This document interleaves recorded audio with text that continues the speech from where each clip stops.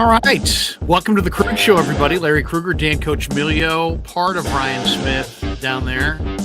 Hope everybody's doing themselves well on a weekend. A little rainy Saturday in Northern California.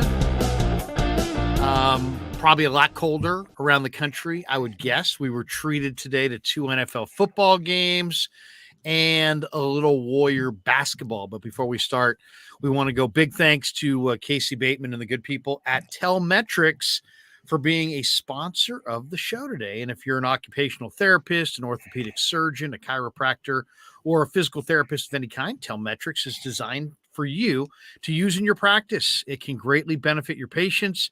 They use computer vision and artificial intelligence, and they provide a platform for outpatient rehab therapy services, both in the clinical and telehealth environments. So using Telmetrics can improve your patient's experience and much more.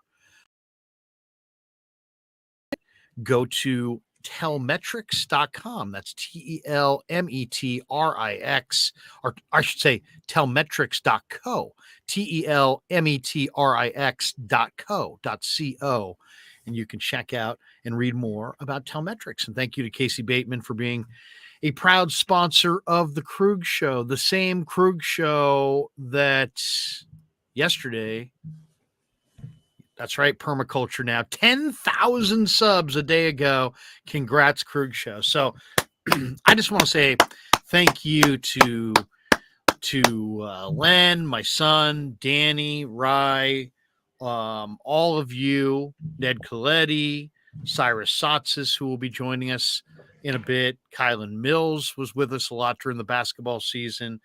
Frank Red, Carl Foster, Bay Area Baller, the great Eric Price, and really every other person that's contributed to this show. Our sponsors, Casey Bateman and Telmetrics, Danny, Mike D'Ambrosio from New York Style Italian Sausage, and of course Tony Cassera from Caceras. Cannot forget Caceras. Big on Caceras. And I just want to thank everybody because we got there in 9 months, and I didn't think we would. I thought, well, maybe a year, maybe it would take a year, maybe a few months after beyond the year. Yeah. Also, 9 months. We got there in 9 months. So way to go, everybody, and thank you to everybody. Yeah. And Grant Cohn getting you started. Grant Cohn. A lot of people think Grant Cohn's a bad guy. Grant Cohn's not a bad guy. All right, he's not a bad guy. So I mean, I can go into great detail about that if I wanted to. And if you see me out and you want to verify firsthand, I'll tell you what kind of guy Grant is. He's a good guy. He's not a bad guy. I don't agree with him on everything he says. He definitely takes different approaches than I would take. But you know what? I've always enjoyed the fact that he's not boring. He goes after it. He's got passion. He's out there pursuing his passion passionately. I'm all for Grant. So Grant, there's certain times in life when you need a little kind of direction, or you need a mentor, or you just need a kick in the butt, or you just need a perspective shaker. And, I had a great conversation with Grant about not quite a year ago now, about this channel, about his channel, about media, about how he saw it, about how I saw it. And he's helped me greatly. So I just want to say thanks to Grant. And people that think he's a bad guy, they're wrong. And yet, we're different, right? So, all I would say is don't judge me because I'm friends with Grant, and don't judge Grant because he's friends with me. Just judge our content for what it is. But I think he produces very thought-provoking content. And that's what we're trying to do here as well. It's a little different. We're doing different stuff than him, but he's had enormous success, and he kind of showed me the way. So I do appreciate Grant for just all the counseling and tutelage and direction and encouragement and belief and just, a lot of things. So he's a good guy in my book. As far as, let's start where what I really care about tonight. And that is, I hit a 2-team parlay today, Danny. I actually hit a parlay. I went with the teaser. I went with Jaguars Chiefs on the teaser. So it was like Chiefs I think it was Chiefs -1, Jaguars +1, something like that. Of course, the Chiefs beat the Raiders 31-13 in Vegas. And then I sweated this one out. Yeah. Titans, Jaguars, and the Jaguars win it 20-16. And that means Trent Baalke is going to the playoffs. And I really believe that the Jags are a playoff squad, Larry. And I'll tell you, they got great linebackers, just like the guys we had in San Francisco. Do you like my Trent Baalke? There you go. There you go. So hey, Trent Baalke and Doug Peterson are going back to the playoffs. What do you learn from that? I learned that if you have a great young talent like a Trevor Lawrence, and what do? You don't surround them with somebody who's doing it for the very first time. You try to get somebody who's, done it before, right? Somebody who has a little credibility. And Danny, I mean, Doug Peterson won the Super Bowl with the Eagles.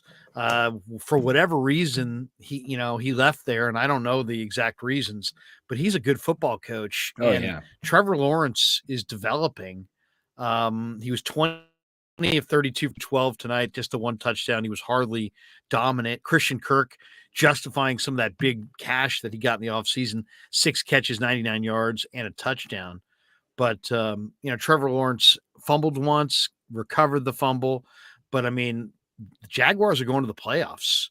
Jaguars are 9-8 and drops the Titans to 7-10.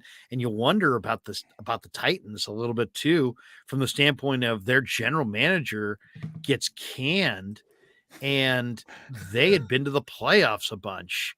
And they basically went the rest of the year. The Titans beat the Packers by 10 at Lambeau. And that was second week in November. They lost to Cincy, Philly, Jacksonville, the Chargers, the Texans, the Cowboys, and then Jacksonville again, Tennessee did, before, and then Baltimore, or no, I should say, I scratch that. That was a preseason game. They lost to Baltimore. But Jacksonville, Dallas, Houston, Los Angeles, Jacksonville, Philadelphia, Cincinnati, all losses down the stretch for the Titans. So I think Vrabel is a very good coach. I'd love to hear your thoughts on that. But I don't know what to say. What happened to the remember Titans? Hutch? Remember Hutch, one of the first followers? Check this out. Hutch. What do we got? Look at that on the screen. Hutch. Oh, look at that. $49.99 for 10,000.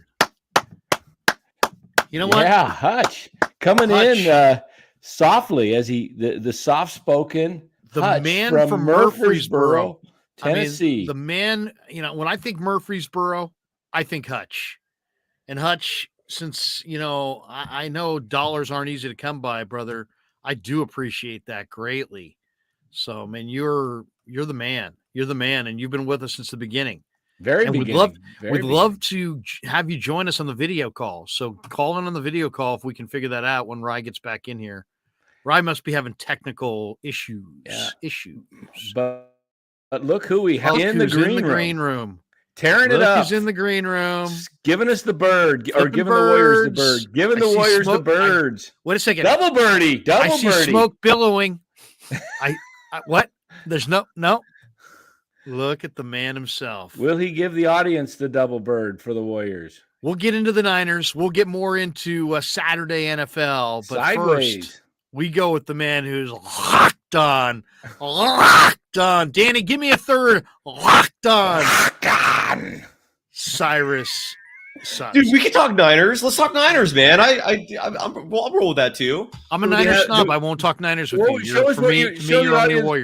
Oh, come on, man. Come on, man. Yeah. How are you guys doing? So what was happening in the green room, Si? What were those hand signals? Were you calling in plays? No, I was just doing this. I was saying fuck you. Don't get us demonetized. We just got a Hutch Serve Gaming $49.99. $50 or $49.99. $49.99. That's real? Yeah, that's real. I want some $49.99 donation. I gotta set that up. Yeah, I need seriously, maybe you cash, try the man. Cyrus Satsis channel. See how that rolls for you. What's up, brother? It's been a while, man. It How has. are I you? apologize. And look, my life, I will have I don't have stability right now. Which, if anyone's ever lacked stability in life, they can attest. It's not easy. So I will have stability soon, and then I'm gonna have my own place, and I can just not have rules in my life, and I will happily join you guys again on night shows. So I'll be back soon. Yeah. So thanks for. I missed you guys. How's the Man. Happy dog? New Year. How's the Yeah, new dog? you got a Cy's got a good. great looking puppy. Show us the dog. It's what's his name again? His name is Bubs or Bubba. Bubba. That's right, Yeah, Bubba. here, let me see if I can do this right where you can see Does he him. know his name? Yeah, hey Bubba. Oh, he's sleeping right. He's passed out. Is But that can him you right see there him? on the floor? Yeah, that's him on the floor. Yeah, You think maybe some of that he's getting some of that secondhand smoke and it's Maybe. knocked him out? Is it a French bulldog? No, he's a pure English. I drove down to LA. That was part of like my whole craziness recently. I drove down during one of these storms, and I rescued it. He's like 2 years old, a year and a half, something like that, and he's missing an eye. So I was thinking about calling him Willie. I still might like have his legal name be Willie. But he goes by Bubs or Bubba. Nice. Yeah. Nice. Yeah, man. Well, and you got him in SoCal, right? I did. Went to Long Beach. I never been to Long Beach my whole life. I'm born and raised Californian, dude. Never saw that city. It's a cute place, man. It's it's clean. I was expecting like just it's a cleaner place than I expected. But yeah, it was some rescue place, man. I'm all about rescuing. And no offense to people who buy, but that's just how I roll. And so this guy showed up, and I'm like, dude, you're mine. It's been a year since my last dog died. I mean, you two are dog owners, so I imagine you get it. You front is like if you're.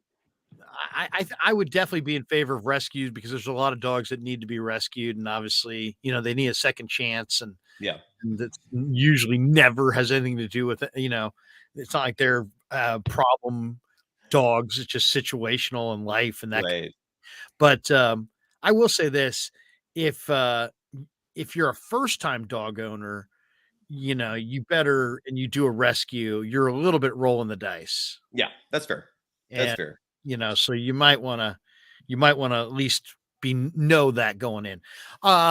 So how is Bubba doing? I mean, is he loving your place? I mean, how did he deal with the the Southern Cal to NorCal transition? Because when we brought Penny home for the very first time, it was a traumatic situation. She was crying, and it wasn't, Yeah, it was like was he crying? Was he okay with you? How was the trip?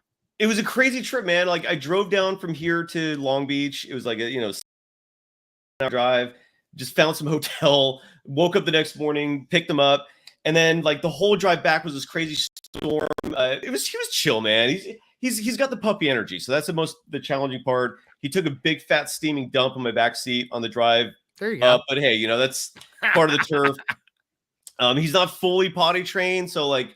He's taking a few leaks in the house, but it's all right. It's all right. It's part of it. He's awesome, man. I could see him as our lives progress, just, being like this. But yeah, it's also, but for people who don't know, if you've never rescued a dog, just be ready. It's like having a kid almost. It's a shitload of work, but, is that the same breed? Is that the same breed of dog that Clay has? Yes, exactly. Oh, cool. Yeah, exactly. Yeah. So what do you think of the game tonight? You got to meet Rocco. You got to take him to meet Rocco once he gets trained. Well, first of all, dude, Clay, I hope is okay, dude. I mean, he didn't play tonight. He was hurt. He didn't play tonight, and a huge part of me feels like if Clay complained about his knee, it probably was something kind of serious. I mean, who knows? Maybe it's just a one-off. But Kerr said this was not a long-term issue. But on the show tonight, I did Locked On Warriors right before I came here, dude. I mean, I've been hearing people out there like say there's no panic button, everything's fine, everything's par for course. I'm not on that fucking train, man. I don't know if that's true. I mean, the halfway point of the season is Tuesday. The Warriors host the Phoenix Suns, and that's game 41. And at game 41, they're either going to be a whole game above or below 500. That's not what you want from your team when you're trying to repeat as world champion. They still own the worst road record in the NBA. I still haven't looked to see if they still own the best home record, but they've got issues, man. This is a team that has issues. And right now, like, I still don't think the Warriors in their present form are going to repeat as world champions if you have two different visions. Like, everyone says, like, the narrative out there is that this is like a two timeline situation, right? Like that the Warriors have the veterans and they have the youngsters. To me, that's just a narrative. That's just a story. Like, the real reality of this whole situation is that you have Bob Myers and Lacob, and I don't even know if they're on the same page, right? Because Myers is not accepting these contract extensions. He's like, I've asked around to find out if this is a concerning thing or not, that Myers is on an expiring deal. It is concerning. This is not normal. So, and so who knows what's going on behind the scenes, but there's clearly like two visions. There is the front office vision, which is, we want our lottery picks, our young players to play. We think they're ready. We also gave you DiVincenzo. We also gave you JaMychal Green. That's a good second five. Roll with that. But then you have Steve Kerr going, no, I'm going to play my two-way guys who are okay. I'm coming around to them. I'm not hating on them like I used to. 26 for Lamb tonight. But again, in a losing effort. And this is where I was talking about Lamb. He was 0 for 4 from 3 in the second half. He shot 1 for 6 from the field in the second half. These two-way players, their stats are okay, but they mask the fact that they score and produce at very inopportune times. And what they do does not translate to wins. It doesn't translate to a winning formula. I mean, they're a 500 team. So I'm very curious to see what the hell happens here, man. But clearly, Kerr has one vision for this team. Myers has another vision for this team. I think there's a huge reason why they sat down and had dinner in New York a week or two ago. I don't think that would have been necessary if this team didn't have issues. So we'll see what happens, man. But I don't know. That's where I'm at. What do you think? What do you think about all I said? I said a lot of shit there. What do you think? I think I have a commercial running here. Hold on a second. Okay. Sorry about that. I had a commercial running in my ear. Okay. It's an interesting conversation. They're 500. They're 17-4 at home, but they're 20-20 because they're terrible on the road. The ESPN breakdown story of that this week said that they don't defend the three as well on the road as they do at home. I think everybody gets up for them on the road because they're one of the NBA's biggest shows, and it's packed arenas and lots of energy, and they're getting everybody's A game, and they're not up to it. I actually think that there's too many guys.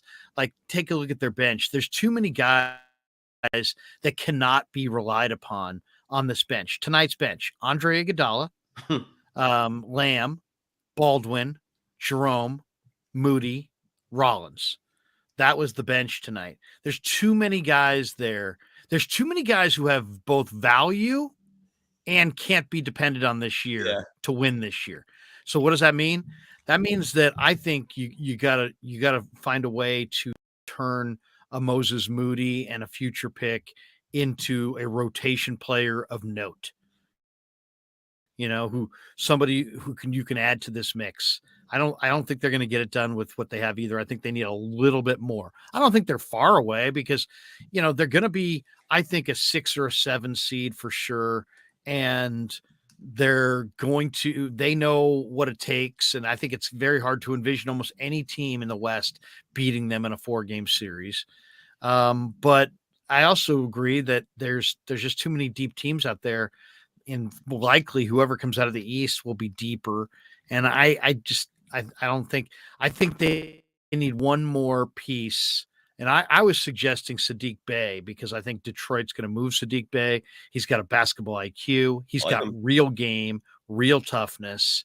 You saw him hit that game winner the other night. So that would be the guy that he's a great player. I think last year he had a 51-point game, I think, if I'm not mistaken. And he's another player unlocked on another player unlocked on the show tonight that someone proposed, which I would love, and we've talked about this on your show too, is Jared Vanderbilt. I think he would be an excellent addition. Yeah, it's a good one. One trade Bobby Marks threw out a few days ago of ESPN this trade proposal that he said has some validity to it in terms of this being a reality, which is that the Warriors would trade Wiseman and Moody to oh wow, you're almost caught up to the game, just you yourself. Bravo. Yeah. How about that, Danny? Wow. So but Bobby Marks proposed Wiseman, Moody, and let's say like a first to the Charlotte Hornets for PJ Washington and Plumlee. And the feasibility of the trade is that Plumlee has an expiring deal, so that's not going to hurt your cap number long term. If you like PJ Washington, he's a restricted free agent after this year, so you can't keep him if you want him. I love PJ Washington. I think that would be a fantastic pickup, and Plumlee for this year would be an amazing rental. So I want to be against That's that. Too high a price, I think. It's too high of a price. Well, what are the Warriors giving again? Moody and Wiseman. Yeah, I mean, what you're giving up on James Wiseman for that? No way. Okay. I think at this point they've got to ride the Wiseman thing and you know let that picture define itself one way or another. You know what I mean? Sure. I don't think now is the time to move them. I hear what you're saying, but I mean, and maybe they could squeeze one ring out of that, but then that's an awful big expensive asset to just trade for just, I mean, if it was the kind of move that I thought made them a lock to win, but that, I don't know if Plumlee and Washington make them a lock to win. And I don't know. I'm not as big a fan of Washington as you are. I liked Plumlee a couple years ago, but at this point, he's kind of journeyman, isn't he? Yeah, I mean, he plays D. That's why you would. That's his value is. He's a defensive big. He doesn't crave the ball. So if you're not high on PJ Washington, yeah, that's a horrible idea. Scrub it. I've got a little bit of kind of a different view looking at the Warriors. I think they're fine. I think you're playing tonight. They played horrible. Looks like they had 5 guys, that never been on the court together at once, same time. They just looked, I mean, they were locking, ball up in the corner, there no movement. It was just horrible. Balls thrown away constantly. I'll say this. Let me get rid of this guy real quick here. Okay. Some guy just likes to keep going in there. We don't want to talk about AIDS? Is that not a subject on tonight's show? You can get into it if you want. I mean, it's a horrible virus. I'll just say this. I think the Warriors, they're without Curry, they're without Thompson, they're without Kuminga. And if you even want to throw Wiseman in as part of the rotation for 5 to 10 minutes, he's missing. But the main 3 they're missing tonight, obviously, Steph and Clay. I mean, what is that? That's almost 50 points. But Dan, look, it doesn't change the fact they're a 500 team. And the another huge problem that I see, like Larry and I were talking earlier today, and like you were saying, Larry, how you think you'll be okay if they were a play-in team. I don't know if that's true. I mean, because the whole you don't think the Warriors could win the title out of any spot in the West? Because they could. They're not going to be a play-in team. They were 6 tonight before losing. They were now 6. Now they're 8. Yeah, they're going to be back. I mean, they're like just a couple games out of 4th. Here's the problem. The problem is they're now 3 games out of 4th, and that chasm is growing. 41, 42 games left. What have they shown you this year, Dan, to make you think everything's fine? They've had 2 statement wins, which are huge. The Celtics games. They're not giving. They're not in, in a 5-speed. They're in second gear. But for a whole season, that's not healthy. I've never seen. They'll bump it up to 3rd gear here now, and then it'll be 4th gear in, after the All-Star break, and then boom, right? Last 15, 10, 12 games, they'll get ready to go into 5th gear. I'm with don't worry, be happy, Coccimilgio a little bit. I mean, if I got to be more with like the sky's falling or don't worry, be happy, I'm probably don't worry, be happy. Why? Because I really don't think the West has a team yet that can beat this Warrior team when they're focused in the spring and everything they got, they're throwing at a title. and you got the will of Draymond Green and Steph and Clay and a lot of young players that by that point in the season should be making a better, a significant impact. If they can get some of these young guys in the rotation, I think the Warriors are good enough to get to the finals. Yeah, I don't think they can win it all, but I think they can get there. Yeah, like the sky's not falling clearly, but part of the plan going into the season, like the map, which has not been followed, is you got your 3 best players in their 30s, and they were not supposed to be relied on this season for 35, 40-minute a night regular season games. I said this on earlier tonight on Locked On Warriors, that the cliched motto, strength in numbers, rings incredibly true with this team. Like, the only exceptions were the KD years because they were so top heavy that they didn't have to worry about a bench. This team needs a 9, 10, 11 deep bench. And that's why the playing thing worries me, because energy is not infinite. Right. And it might just be those 2-3 extra games that could like tax them. So when they get to the finals after going through war after war after war, they might be spent. I mean, it's happened before with the 73-win team. Like I'm not sitting here saying I'm not happy. What I'm trying to say is I'm not happy, but I also totally agree that despite everything going on, they could still easily win another title. It just blows my mind that the Warriors could have made this a lot easier than it is. Like, you could have made moves this previous offseason that could have put a security blanket, like a comfy cozy, over this team so that you're not stressing balls right now. I just don't think that's the goal, though, Side. I think their goal, and I listen to Steve Kerr, he knows this is a team that's not where it's going to be in, April. You listen to him, he says, come March, this team's going to be a whole different team because they will be getting, cohesiveness together. I see a lot of positives. We had a setback with Kuminga, unfortunately, with his foot, but you were starting to see, I think they win against Detroit with Kuminga in there, and probably even tonight. He's a difference maker. And so losing Kuminga and Curry and Clay, those 3 guys. So I see this team with the starting 5, and then you've got the bench. Your 6th man is Poole and DiVincenzo. So there's 6, 7, Kuminga 8. Maybe JaMychal Green 9, and somebody else that's going to. You really only need 10 when it comes to the playoffs, 9 to 10. Well, they were rolling 11 deep last year, but yeah, I don't see this team, like Draymond said. He goes, I wouldn't want to be us facing us come playoff time. When you hear a guy like that's won 4 titles, they know what to expect, and they're not going to get to the point where they're out of it. I mean, they're right in the thick of this thing. They could finish in the top 4 easily. 4 will not be easy. 5 will be easy because the Kings are but the way the Mavericks are running away with this right now, 4 is becoming unattainable. That's happening fast because the Warriors have to have one more game remaining on this home. By the way, guys, Lakers Kings tonight at Golden One. It's 133-132 Lakers with 22.3 to play. I got to turn that on. Hold on. I got to turn that on. Yeah, 133-132 Lakers. LeBron's got 37, 8, and 7. 29 for Tony Bryant.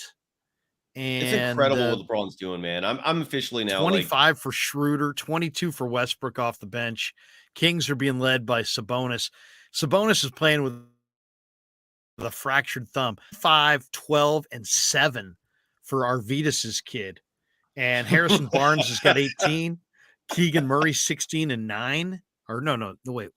Forget that. 16. He's got 0 rebounds. I thought that was a 9. 32 though for Fox. 32 for Fox to go with incredible. 9 times. So Sacramento, the guy who I love watching on Sacramento is Malik Monk. And I don't think he's playing tonight. I love Malik Monk because I don't see him in the box score. But Malik Monk is just a flat out scorer. When that guy comes in, he just fills it up. He's a great, it's crazy. Agreed, 100% agreed. But here's the thing. What do you think the Warriors' posture is going to be at the deadline? Because I like the idea of going with younger players and diversifying your approach. And I like the idea of drafting Kuminga and drafting Wiseman, and I'm cool with staying with those guys. But like, to me, the one thing about the Warriors is like they're a little bit young. Like right now, Moses Moody, you got to remember he's the same age as Kuminga. He is. So 20. you've got really, really young players. Yep. And then Rollins is right there too. So you've got these like developmental part of your roster. And I just think that if you could turn one Moses Moody into, I would do Moses Moody for Duarte, with Indiana. Just because I think Moses Moody maybe long-term might be better than Duarte, but Duarte can play in their rotation right now and give them a little bit more offense. I just think it'd be nice if they had one more established NBA rotation player instead of a 19-year-old, with upside. That's fair. To me, that's fair. what I would try to do. I think, were you the one, Larry, who said, I think it was you who said that you saw Lacob's reaction when the Pacers drafted Duarte? Yeah, he was pissed. Yeah, he was pissed. Yeah. So he wanted him. That's crazy. Yeah, he wanted him. Yeah. The poker player just totally like showed his hand in that case. Anyways, yeah. I mean, I think you guys are. Look, I'm not like panicking, and I also think I believe this strongly that Steve Kerr, Bob Myers, none of them are losing sleep at all. Right. Like I think they're just going through the motions right now. But But the Myers thing is a little concerning as far as the contract. That is really concerning. I mean, I'll say this, and I've had sources tell me this, and I believe this strongly, that if Myers goes, Brent Barry is going to be his successor. And it wouldn't surprise me if Bob Myers Dunleavy. I hope not Dunleavy, man. Please no Dunleavy, please. Oh, Westbrook. How about Westbrook misses I got a better idea than both of those guys. How about Larry Harris? Oh, your boy, who's there now? Larry. Would he be in the running? Larry Harris is easily the smartest basketball evaluator in the room. I mean, you tell him, I think Larry Harris would be a hell of a GM. Larry Harris was the GM of the Bucks.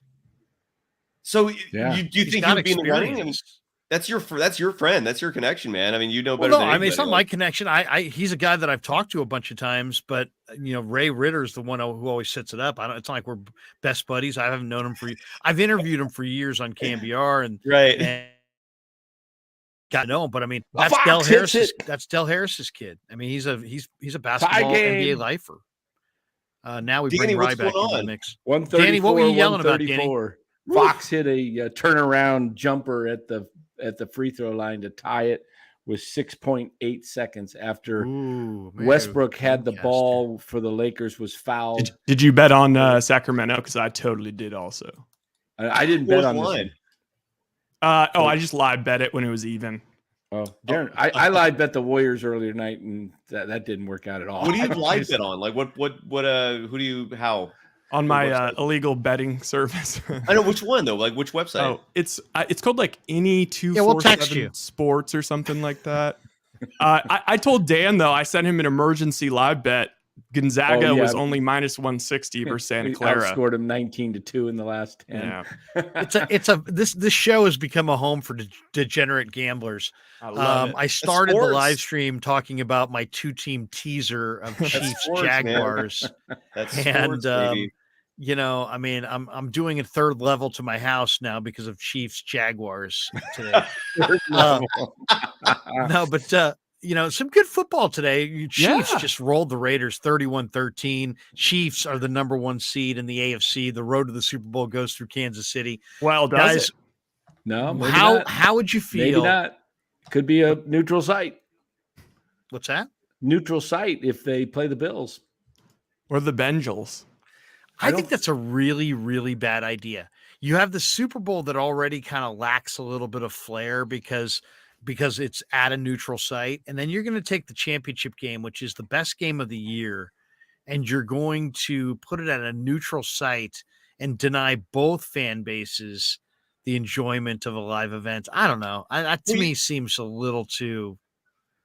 I mean, what do you guys think of the neutral site? Sorry, go ahead. I'm sorry. I was going to say Brian Windhorst meme.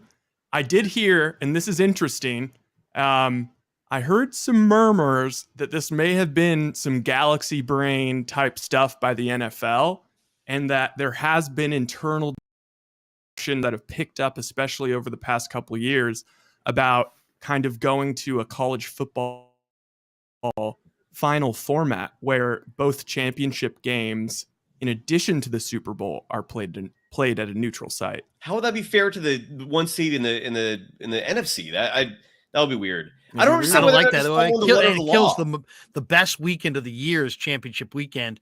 And man, to me, it seems like the entire season is about having that game in your place. Well, I don't understand why they're not just following the letter of the law. I mean, the rules state that if a game is canceled, you just go by the win-loss percentage. And that's the Bengals argument. The Bengals have the best argument because right. Even if they, if they lose is it whether they win or lose tomorrow, it's going to be a coin flip? No, if they win, they get it's home. They get the home. Okay. Because they won the division. Okay. Yeah, and I agree with Nick J that I think the divisional round is the best. Just there's so many games, I don't. Yeah. We're all over the place tonight, but I'll say this: other big story that we didn't mention: Sean McVay may be out with the Rams. Right. What? Yeah. We called months ago, though. Yeah, say that 3 sources close to McVay believe that he's going to take some time after tomorrow's regular season finale with the Seahawks to determine if he's going to come back in 2023. He's gone back and forth. He needs time to get away. He wants to process everything. He won the Super Bowl, but he's obviously being courted by network television for big bucks. He's getting married. Who's he marrying? And I guess his wife is from the Ukraine, and that has some impact on his thinking. Obviously, he lost his grandfather. The Rams are struggling. Maybe there's some pressure there. He's 5-11 with the Rams. It doesn't, the way they went after stars and kind of set things up and gave away picks.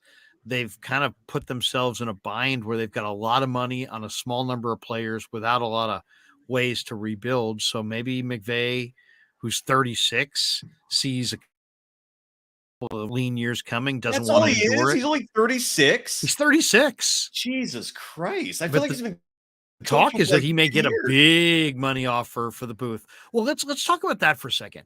What is the better gig? NFL head coach for millions, or big time network television for more? I mean, my opinion is for McVay. If I was McVay, I would 100% take the TV job. Because if you think about it, also his idol, his guy growing up or in the league was, and you can hear this is John Gruden. John Gruden did the same thing. And what happened is, well, first of all, John Gruden didn't make nearly the money that he's going to get. He'll probably get the Amazon offer and replace Herb Street. Oh, Lakers won. Yeah, they did. On free throws. Free throws. Darren Fox had a 3 just beyond the logo attempt, and it hit the back iron. But think about this also. He could get out of this. Like he's already, no Rams fan or anybody, they can't say anything because he brought him a Super Bowl. He's 36. Let's just say he signs a 5-year deal. Every year, every time the best coaching job comes about, there's going to be rumors about McVay. Yeah. And he's going to be able to hand select the best job with a quarterback in a healthy situation. So I think it's the move. Yeah, I do too. I think this is the time you go for the huge network money and you hang out. You take it for like 3-4 years. You recharge your batteries. You give some time to your wife. The Sean Payton. You know what I mean? Here's the bottom line. It's like the hours that these football guys work are crazy hours, and they're not good hours. So it's like, if you want to put it down as far as what you get paid per hour compared to like what guys who work on a Sunday NFL game need to do as far as preparation and what kind of family life that is, it's no doubt. I mean, John Lynch left a sweet deal, broadcasting in the NFL to become a GM, but I guarantee you the hours he's working now are quadruple what he was working on television. And so to go jump to television, to me, makes a lot of sense if you have and then you set yourself up to be just, You're just waiting for the one impulsive, unbelievably rich owner whose team is struggling and you like the situation and you jump at it. If you don't, you just keep saying no. There's not going to be anybody usually in the coaching cycle that has a better resume than you do. I think he sets himself up to be just absolutely have his pick of gigs after he's put away a bunch of money and spent some time hanging out. I mean, I'd rather do, if I was a coach, I'd rather do that than just kind of put less into it because I'm not really into it, or our cap situation's so bad that you're just, you're piling up all these losses. He seems like a guy who does not handle the losing at all well. Yeah. I mean, that's how he strikes me. Right. We were just talking about the Warriors. I need to hear everyone's takes. Well, Danny's like, don't worry, be happy, Bobby McFerrin. I'm more with Danny than Cy. Cy's more like, they're not going to win as is. I would like to. I didn't say that. But what I am saying is, you can't just sit here and feel comfortable and fine with a 20-20 record. I hear you. They got real problems. They got real issues. I mean, there's no question. I'm saying they're a little too young and a little too old. And what they got of the offseason were those guys who are, say what you want about Bielitsa and Porter and GP too. They were in their prime. You got rid of 3 guys in their prime and then throw in a 4th one because Damian Lee was in his prime. So JTA, even 5, and you say Toscano Anderson, but I'll say for sure 4 real good, solid offensive rotation players that were all in their prime, all gone. And now you've got this team that's a little on the old side, a little on the young side. I'm suggesting like Moses Moody and a pick for like a Sadiq Bey. That's just a suggestion. You obviously might take more to get that deal done. I would include more. I like Bey, but that's the kind of player, a 3-4 who had some toughness, who could be an absolute rotation player in the regular season, in the playoffs. I think that's the kind of trade that gets them over the top this year. I hope I summed up everybody's position well. Go ahead, Rye. Where are you with the Warriors? I mean, the good news is that the West is still wide open. Like right. Phoenix has been playing horrible. None of those teams that are at the top really scare you at this point. So, I mean, ultimately, I feel like, they are fine, but just in terms of like, they got as good a shot as anyone if they get in the dance to win a title. Not as much like last year or years before where it's like we all feel like they are the heavy favorites. I mean, it really all comes down to, for me, it all comes down to the health of Steph Curry. And I do like to rationalize that, I think this has been good game experience for, it's caused some clarity, this whole like playing with the scrubs. I love Patrick Baldwin all of a sudden. Just that stroke so good. I mean, but it does drive me crazy. Like I'm sure it drives Size crazy, even when they're playing well. Just Ty Jerome and Anthony Lamb. And it's like, Jordan Poole, dude, like this is your opportunity. He scored like 19 points tonight with no Clay, no Steph. I mean, the best news is that Clay is he's playing crazy minutes when he's playing, and he is starting to look like Clay of old and get that confidence and swagger back. So, I mean, I do think they need to make a move, but I think that the move will come to them in terms of the buyout market. Who are you looking for in the buyout market? JaVale? No, better. I think we got to monitor these teams. Like, I think I threw out a while ago, like if the Bulls, like let's say DeMar DeRozan gets injured, or like, the other guy, Levine gets injured, all of a sudden Vucevic, maybe they just buy out Vucevic and maybe they can sign Vucevic to like. That would be an unbelievable $18 million buyout. That's what he makes, I think. That. But they wouldn't do that though. But he would be an incredible get.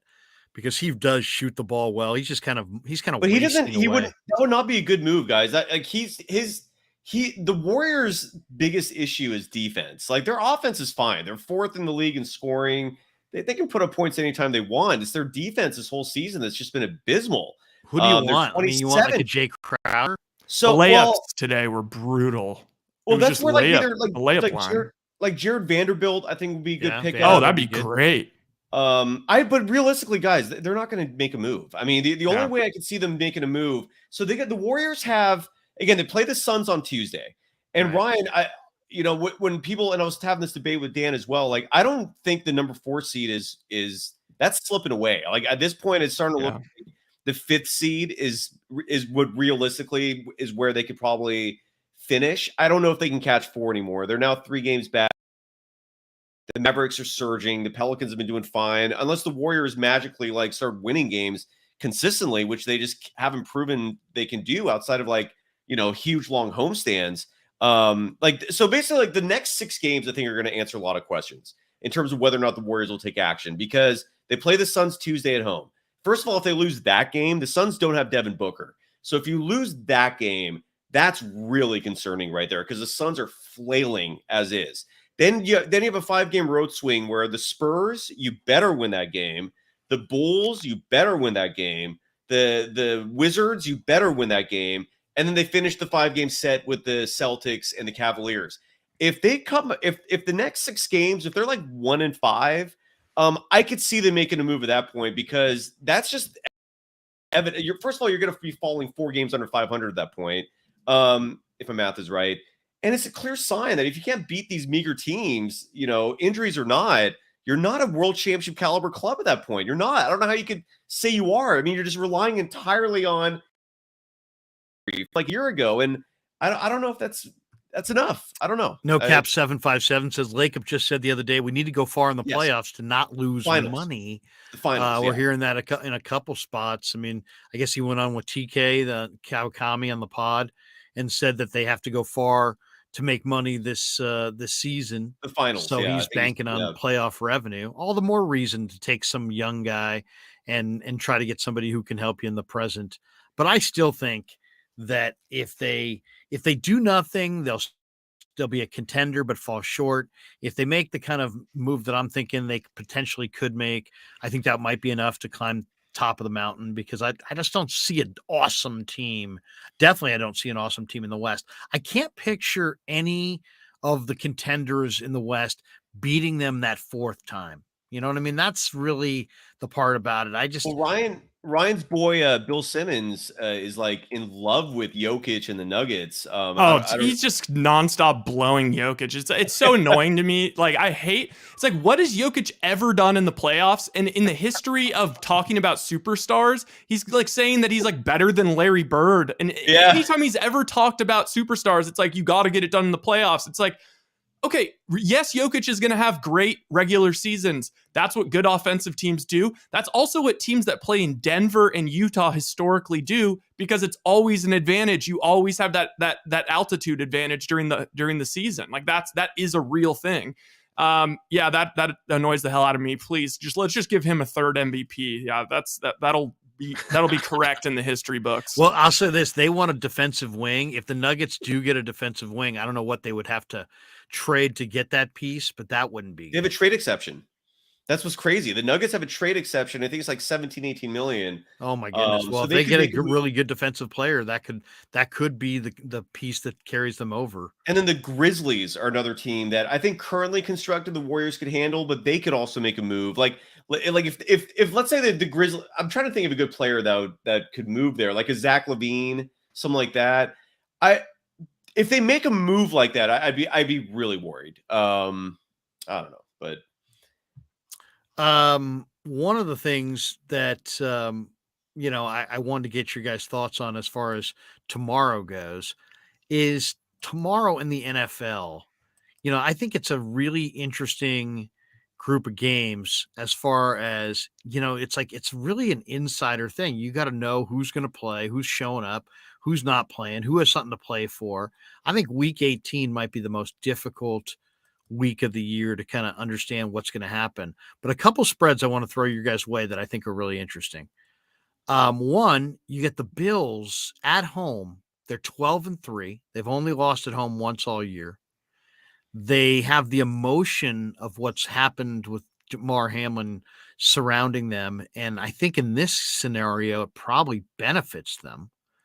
I think there's going to be a lot of emotion. I think I look at it as a very difficult spot for the Patriots to play in. Patriots, though, are also have something to play for. They're 8-8, and they're 500 for the year. They're 500 on the road. It's Buffalo minus 7.5. That to me seems like that should be Buffalo minus 11. But I think that's too small of a spread. So that's because what they're playing for the 3 seed, 2 or 3. Is that it? No, I mean Buffalo's in, I believe, is the 2, aren't they? I think they could. I think that's the only thing they're playing for is to either keep the 2 or move to the 3. But I mean, nevertheless, it's an emotional game, in Buffalo. I think Buffalo wins that game big tomorrow. The other 2 that I think are really kind of interesting, Giants Eagles, and MF in the chat here had a line like, it doesn't sound like the Giants are gonna play anybody, because the line is Eagles minus 16. Woo! Yeah, I'm taking the Giants. Against the New York Giants, who are 9-6-1, and they have a winning record this year on the road. That's ridiculous. Yeah, I already took them. Even with Tyrod, who cares? You took the Giants? Yeah. With the 16 or 14? With the 16. Oh, I might take the Giants and tease that and push it. I was going to say, that's what I was saying. Well, first of all, I kind of like the combo of Bills teaser where the Bills, you could tease it down to the Bills just need to beat the Patriots at home. And then you can give the New York Giants 23.5 points. Yeah, I got a money line. In a divisional game? 16 money line that stayed alive tonight. I got the Jags, and tomorrow I got the Eagles, Niners, Cowboys, Bills, and Bengals. So I mean, the Giants would almost. The other line I think is really interesting is the 49er game. Yeah. That seems like way too big of a line now. 20? The 49ers, it's David Blau going for the Cardinals. They are 4-12. It's almost a sure thing that this is the last game of the Cliff Kingsbury era. He's awful as a coach. Who is David Blau? I've never heard of that guy. Like, what? Did he play at Cal? No, he was on Hard Knocks with Detroit. He was the backup to Goff. Oh, that's what it was. David Blau. He played a little bit last year, I think. David Blau, didn't he? Wasn't he this singer on the? This is JJ Watt's final game. That's so David. JJ Watt's going to be balling. Oh, that was David Cassidy. That's Laird, David Blau. It's the David Blau era. He's 6'1", 205. He played at Purdue. He doesn't have much of an arm. Why is he playing? I don't get. It's everybody else is hurt. Colt McCoy out. Kyler Trace Murray McSorley out. Trace McSorley out. It's Blau time. It's Blau. James Conner may be out. DeAndre Hopkins is out. What website did Sean those guys are in Acapulco or something right now. They're already. What website did Sean McVay go to for his Ukrainian wife? Anyone know? You in the market? Don't know. I'm single. No Buda Baker, by the way. He's out. So the Cardinals are not the Cardinals. I don't know. I mean, what do you think of the Niners are playing pretty good football. Maybe you tease the Niners down. I'm not touching that. Huge. 14 is big, man. No, you don't like that. You don't like that. Lair, I'm even a little worried about the Bills, Patriots a little bit, just because the Bills, although I do agree, the Hamlin thing, they could just take everyone out in the second half. Like, they're not necessarily playing for playing for that much, and the Patriots are still fighting for. I don't think they've 100% clinched the playoffs. But the Bills are so much better. I see what you're saying, though. That will they bench play people at the half? Is there nothing to play for? I thought that it was. I think if the Bengals win, then maybe the Bengals get the 2 seed. MF says the New York Giants not playing the big fellas tomorrow. Yeah, I took a lot of ridicule on that one last Sunday when it's true. Everybody said Giants. They're not going to. Dable said he's not going to. I go. Oh no, Tyrod's not even starting. It's don't Davis take a victory Webb. lap just yet. We don't know. Yeah, you make it sound like this. They're talking tomorrow. We don't know what's going to happen. They're resting the guys. You have that much confidence in an MF chat response? Tyrod. No, I mean it's if MF reported it, it's true. Take it to the bank. Take it to the bank. MF has more contact. Here's a little something for all you Giants fans looking for some juicy nuggets. I called that one too. DFA'd Austin Wins. I called that one They also too. DFA'd season wins. Will we all remember where we were when we got the news about Wins being DFA'd? Side doesn't get it. Well, what does that mean? I don't know what that means. What's Wins? I don't get it. What? That's his name. Austin Wins. I don't know anything about him. He's a Aussie, $1.99. 49ers versus Philly with a healthy Hurts who wins. Niners, baby. Brock Purdy all the way, dude. He's the real deal. He's the real deal, man. He's special. I agree. The Niners finally got their Tom Brady. I'm stoked, right? Isn't Jimmy Garoppolo Drew Bledsoe? I love the parallel. What did Ayuk say this week? Like, didn't he say something like Brock's just a different dude, or just a different level dude, or something? Seems like it, man. I forget what he said, but it was a compliment.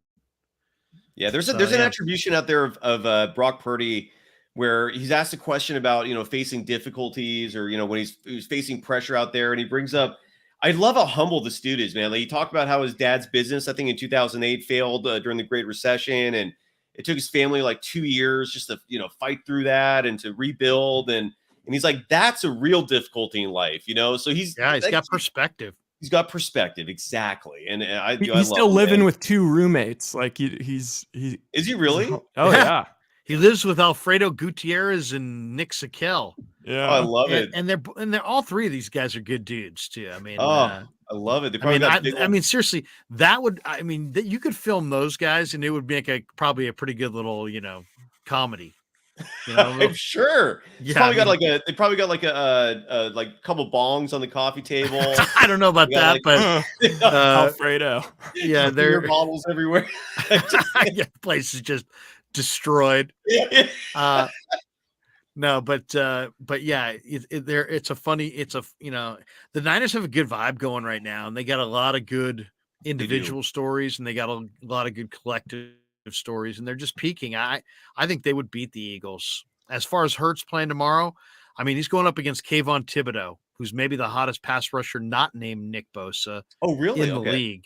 And Thibodeau gets a couple hits on that shoulder. Who knows? But it's a separated shoulder that I think he's playing with, or at least a partially Larry, got a personal question for you regarding tonight's Gonzaga Santa Clara game. Personal. If you had any interest, who are you pulling for? That's so random. That is so random. Where's that? Random. Who are you pulling for tonight? Gonzaga and Santa Clara. I'm always pulling for Gonzaga. My nephew goes to Henry Gonzaga. Krueger. That's right. I was trapping you. I thought I was gonna put Henry on the line, and Henry's a Zag, and I just wanted to make sure that you were gonna pull. How do you know Zags. Henry? Henry and I go way back. yeah, exactly. Yeah, Henry. Now we're gonna put a tail on Dan. Dan's gonna have federal agents at his door in like 9 minutes. I was just wondering if break in at Del Boca Vista. Oh. So yes. Anyway, my brother's kid covers the Zags for in Spokane. Sports editor. Sports editor up there. He's the sports editor up there. That's right. So he's Gonzaga Bulletin. He's like the man. He's like the man. So by the way, guys, yes. I'm working. I'm going to look a little spacey here for a second. I'm going to put together a little presentation for you guys if you're all trying to make some money tomorrow. I've got pretty much the same angle. as you always look. So I don't know what that means. So what does that mean? Are you you're zoned out right now? You're putting. I'm a little zoned out. Okay. Dan's drinking straight vodka. Are you really? No, it's water. I'm a water guy. You're a water guy? A lot of water. Drink a lot of water. How much water do you drink? I try and drink. You like that follow-up question there? Try to drink 100 ounces a day, but I'm hard hitting. Jesus Christ. 100 ounces a day? That's nothing. It's like 2 drinks. 100 ounces? It's about. It's like 3 glasses of water. It's 12 ounce for 96. Eight of these. Well, about 8 or 9 of these a day. That's it. It's smart. Yeah. It's smart. You gotta. Is that the key? Is that really the key? The key to good looks? Yeah. Yeah. Is that the key to keeping your hair? Drink lots of water. Look at that. Startling. Where is this show going? Look at that, man. All right. Do we have man. anything that we want to say about the Warrior game tonight before we move in other directions? Magic are kind of promising. I'll just say that. Who? What's that? Baldwin? The Magic. Oh, the Magic. Oh yeah, with Franz Wagner and Boncaro and yeah, they got a lot. Well, let me ask you guys this. I'll bring up a couple things for you because these are actually interesting topics, I think. One is, what do you think Jordan Poole needs to do to correct things? Because Jordan Poole has been garnering a lot of criticism from Dub Nation lately, a lot of Warriors fans. And when you look at his scoring numbers, you probably think to yourself, what the hell are these people bitching about? He's putting up, career high numbers. He's averaging over 20 points a game. But then when you look at like how he's doing over the last 10 games, for example, he's averaging 28.6 per game, 28.6 points per game. But over that same 10 game span, he's shooting 28.6% from three, and he's averaging 5 turnovers a game. And his defense has never been great. I actually think defensively he's doing better by his standards than he normally is. But that 3-point shooting, it's been abysmal. It reminds me of like his rookie year. And he's also turning the ball over he's like no tomorrow. He's hoisting. Is it a coaching thing? Is it correctable? Your thoughts? I think okay, the game earlier this year against San Antonio, where he just attacked. He absolutely attacked inside, and he was 13 of 20. He had 36 that night. It was November 14th, middle of November against San Antonio. Warriors blew him out, 132-95. He just attacked inside, and he took 10 threes. He made half of them, but he attacked the rim. If you look at some of these, look at his game log. This is the recent 3-point nights. 2 of 11 against Orlando, 3 of 10 against the Pistons, 2 of 12 against the Hawks. He had 5 of 10 against Portland, 2 of 10 against Utah, 1 of 7 against Charlotte, 3 of 10 against Memphis, 1 of 11 against Brooklyn. I mean, that's what he's done for the last couple of weeks. Stop shooting double-digit threes and put you're one of the fastest guys in the league. Be a little bit more relentless and bring on that contact and attack the rim and roll the dice. Stop settling for 3. When you can, there's going to be a day, Jordan, when you can't beat everybody off the dribble and you're going to be dying to be able to have the quickness you used to have. You have that quickness now. Take advantage of it. Your 3-point shot ain't there right now. So attack the rim. Right? I mean, that's what I would say. I love it. Yeah. He needs to be more efficient if he's going to be the key offensive force in that second unit. Great call. Yeah, I'm with you. But the problem though is that he sees himself, and I wonder if Kerr sees this as well. He sees himself as a 3-point shooter, similar in the same plane as Curry and Thompson, where he in his mind, he probably thinks, I'm just going to shoot my way out of this, which is why the advice you're giving is sound. I agree, but I just don't know if you can tell that to him, I don't know. It's a problem. And then here's the other thing I want to bring up real quick before we go. The Warriors tonight were outscored in the paint 52-26. They were slaughtered inside. Yeah. Your reaction to that? Well, I mean, that's where this team gets beat. They're too small, especially against a team like Orlando. Orlando's Boncaro's huge. Wagner's big. Wendell Carter's big. I mean, they didn't even have Mo Bamba. Mo Bamba's a monster inside. They got a lot of size. This is one of the NBA's bigger teams. I didn't see Bol at there. I didn't even think about that. Bol. He wasn't out was there. He injured? Yeah, so there you go. The Warriors are 500. All right, gentlemen. I thanks for having me. That was fun. All right, man. Good seeing you. All right. We'll talk to you. See you, Bubba. All right, Cy. Hey, good one. Hey, Bubba.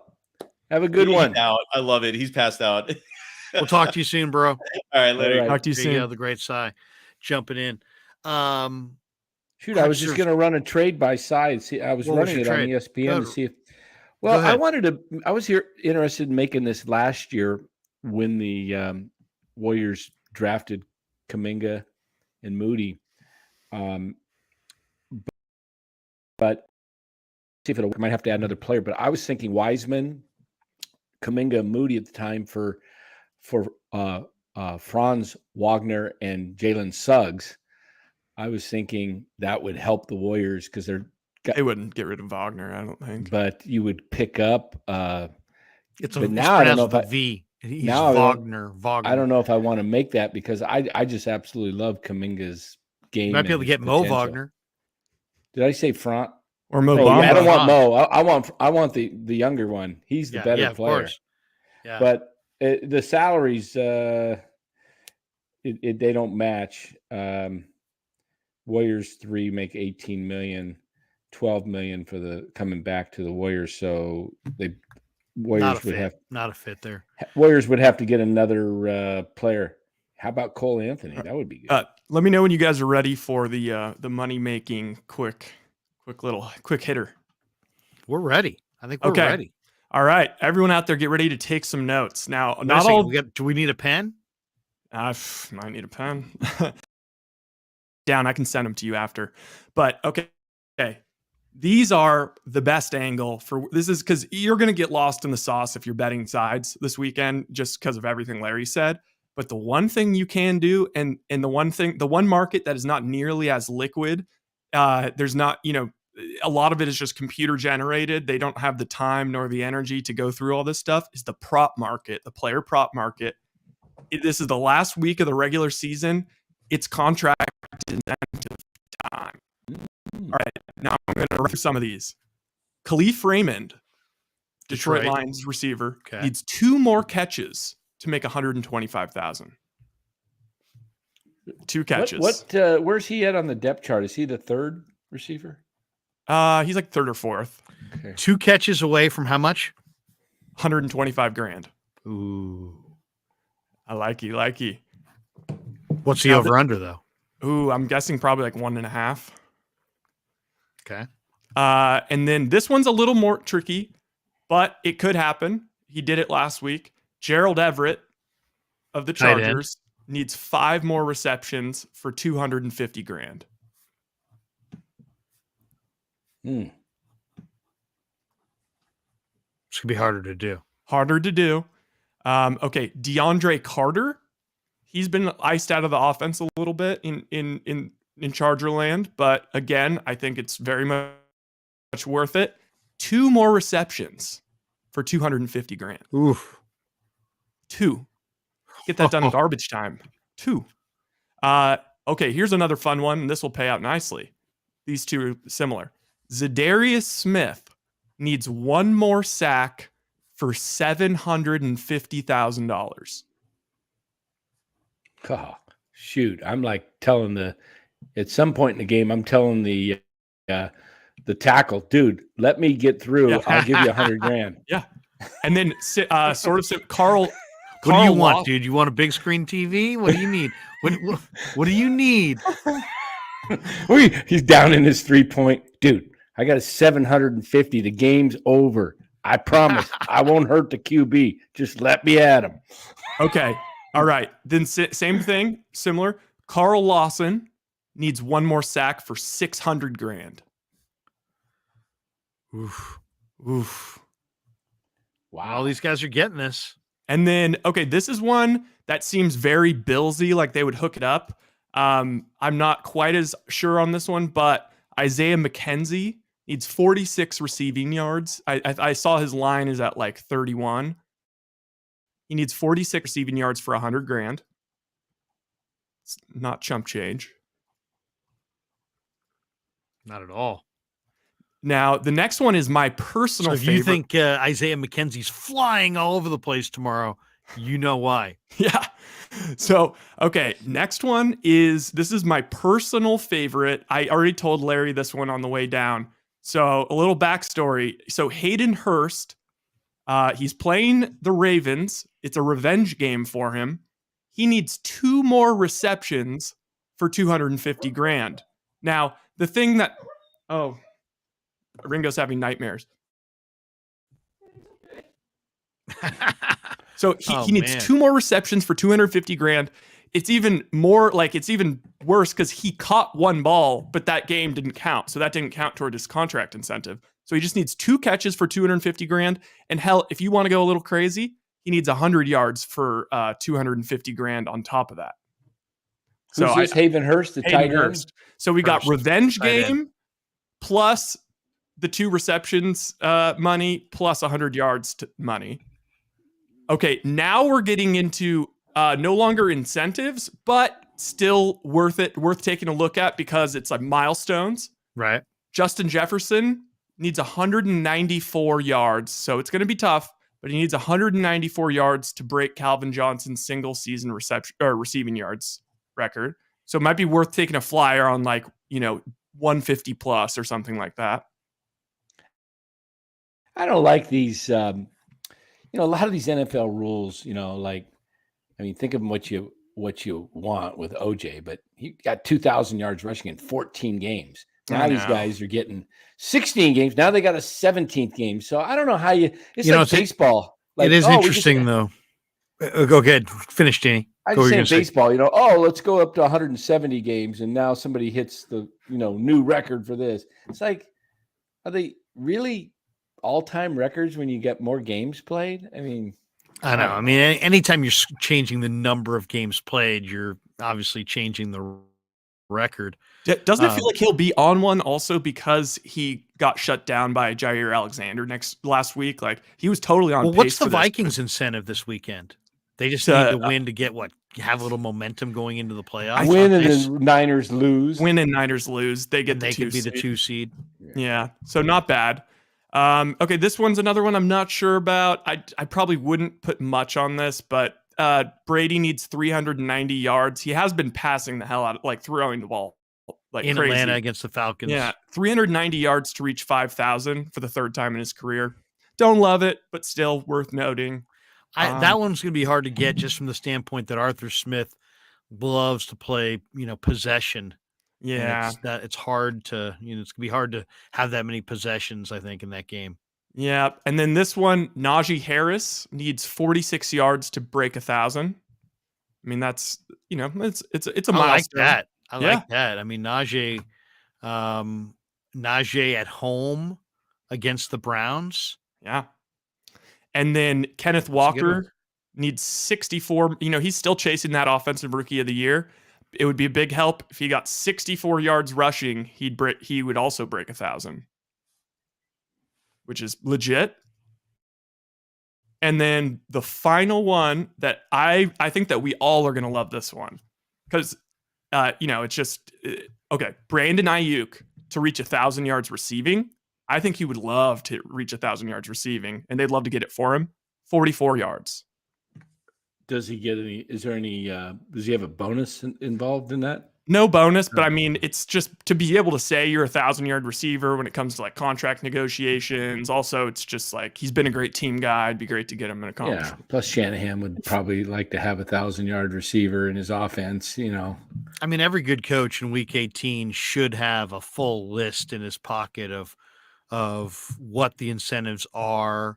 And how about the time when the Niners were horrible? That's what it's about at this point. Unless you got something on the line, really. Remember when the Niners were horrible and Kittle was what 1 catch or 1 yard or something away from the all-time tight end record? He had didn't get it. Unbelievable day, 200 plus yards receiving, and then Kyle comes up to him after the game. Oh, sorry, dude.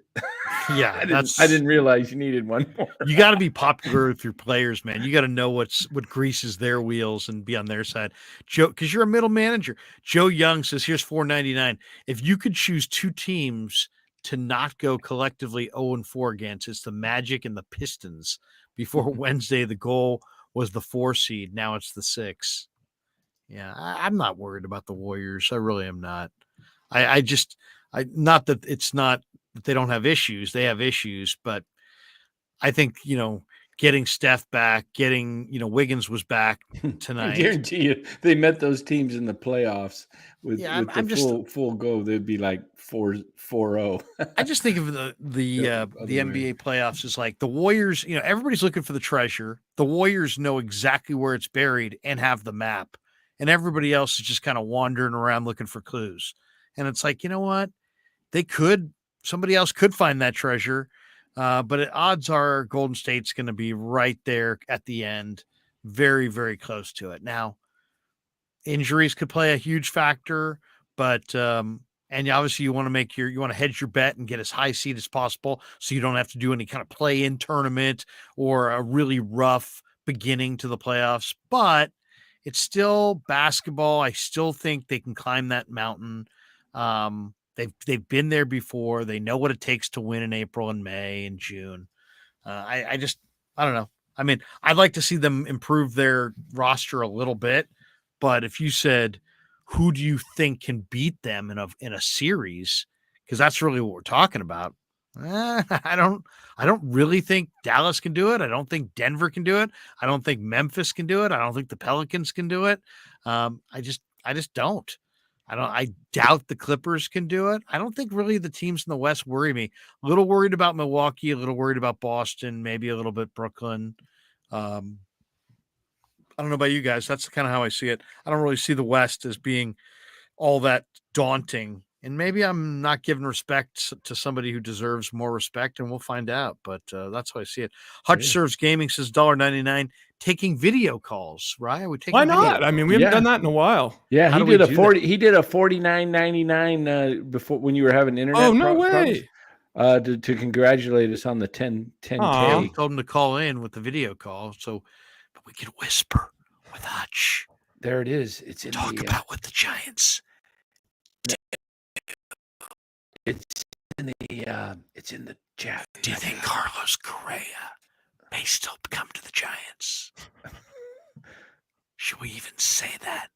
I don't know. The Carlos Correa memes are starting to get pretty funny. There he is. It's 12:22 back in Murfreesboro. It's late in Murfreesboro. What's up, brother? Hey, what's going on, guys? What's up, Hutch? Happy New Year, man. Thank you very much for the $49.99. Oh, no worries, man. And it's $1.99, equaling. Yeah, seriously. $51.98. Thank you very much for the $51.98. It sounds a little awkward, but Happy New Year, man, and thanks for supporting the channel. And so, what's on your mind? Hanging out in Murfreesboro. How's the weather in Murfreesboro on January 7th? I'll tell you the weather pattern the last week. Well, before the snow hit. Before the snow hit, it was 60 degrees, and then the next day it dropped down to like 20, and then it dropped down to like 2 degrees, and then the day we got the snow, it dropped down to -2 with a -18 wind chill. Wow. Next week it went back up to 60 degrees, and then we had a rainstorm, and now we're having like spring, but it gets down to the 30s at night. It's all over. Hey, Mark Graves wants to know if this is true, Hutch. Can you read that on the screen? Hutch will be whispering so that the wife doesn't find out he donated $50. LOL. My wife spends so much money. Yeah. That's your cat. He's already thought of his comeback. By the way, you notice that Hutch keeps doing this. He's like giving us he's like this, and then he's like. He's not in his man cave tonight. You're up in the Hutch. Why are you looking over your shoulder? You got somebody you think that's going to attack you, or what's going on there? Sitting in a rotate chair. There you go. Okay, so how far are you from Nashville? It's probably like 45 minutes from downtown. So what was the mood back there coming into tonight's game? And is there disappointment? Or did the fans kind of expect this? Give us the Tennessee vibe. Look at Dan, always the reporter. Give us the vibe on Tennessee. Fuck Tennessee. Let's go Brock Purdy. Yeah, that's a good scouting report. What did he say? So I haven't followed anything Tennessee, maybe except for the Nashville Sounds, just because it's. Do you listen to any of the local talk radio, that sports in Nashville at all, or? Nope, I just listened to Larry. That's about it. Look at that, man. The man, Larry. the myth, the legend. So what'd you do on New Year's Eve? You have a big party out there? Well, how was it? Was that when it was -5? I'm not sure. It was pretty cold though, but it wasn't wasn't the cold days. No, we didn't do anything. We just we went out to dinner with some friends and family, and then one of the neighbors for some little get together. We were home by 10:30. Yeah, Dogs. you're too much of a pro at this point. You're not. That New Year's Eve is the rookie night, right? That's the rookie night. My wife from Long Island, she said when she was younger, she would every New Year's Eve would go out to Times Square, ball drop, everything, and she goes, "I can't even imagine like doing anything remotely close." So you used to be out here in the Bay Area, right? Yeah, I lived in Hayward for most of my life, and then Okay. Now, how did you meet your wife if she's from Long Island? online. Online. Which Look at okay, Danny's like hey, me too. like an eHarmony, something like that, huh? Give it a little plug out to Christian Mingle. What do you got? She graduated from Cal. Cal Mingle. She graduated from Cal. The website was OkCupid. Oh, okay, Cupid. That's in the Philippines. No, that's not it. They have a different one. I met my wife online. She had from a Philippine website. Yeah. But Do you want to talk more about that? What were you looking for, Dan? What exactly were you looking for? Do you remember what you filled out? Do you remember? I found what I was I'm a handsome lad who loves sports. Did you say Cal? Is that a Cal sweatshirt? We gotta change the subject. Look at that. That was a very Look at that, huh? There we go. Look at that. Golden Bears. Yeah. There we go. So hey, what are you thinking about Brock Purdy? You mentioned Brock Purdy. You enjoying Brock Purdy? It's just finally seeing Shanahan do something with a capable quarterback. I think the Jimmy Garoppolo debate is dead. Yeah, that's it's dead. Yeah. I mean, Kyle did say they think a good chance that Jimmy comes back at some point later in the playoffs as his backup. So they're not looking at him like, oh, we're waiting on Jimmy to step in. He's the prayer in the night if needed. Yeah. Isn't that amazing how quickly things change? I would feel a lot better if they make it to the NFC Championship or the Super Bowl with Jimmy as the backup, though, just knowing that if something did happen, that the game's not like. Could you imagine that kind of a scenario where they get to the Super Bowl? By the way, if Brock Purdy today, I guess wherever you're at on Sunday, will be taking on the Arizona Cardinals. 5 years ago, he gets introduced at halftime of an Arizona Cardinals game. For being the Mr. Best high school quarterback in the state of Arizona. Now here he is 5 years later as a rookie rolling up against the Cardinals, with an undefeated record.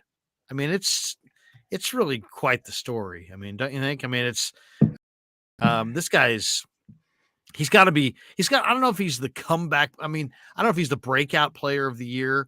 Because people said, well, it's not, he's a rookie, so he's not really a breakout player. Breakout player is somebody who had was in the league last year. I don't know how you look at that, but what a story, man. Any way you slice it, it's an incredible story. Oh man. If Niners win tomorrow, I'll be pretty happy because I predicted 13-4 and a sweep of the NFC West. So I would feel I like him tomorrow, but that number is massive. 14. I don't care if they win by one, just win. I don't, Maybe Niners on the money line. Hey, I want to talk, since we've got Hutch in here and we had an off season in baseball to remember or to forget, depending on how you want to look at it. Depending what team you root for, I guess.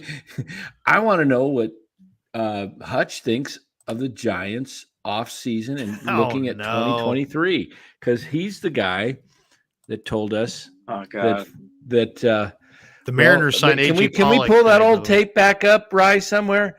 Farhan is on the cutting edge. I was smoking way shit that night.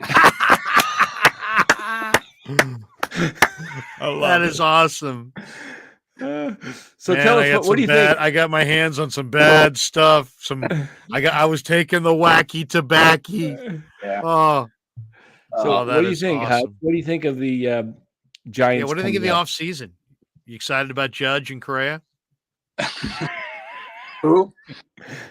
I don't know those names.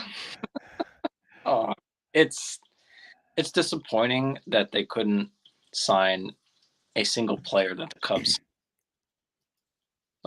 like you said it on, I think the other night or a couple nights ago, like the Cubs off season is what the Giants off season should have been. Getting, players that can hit, players that Bellinger, Swanson, Hosmer. It's not that and those other guys weren't,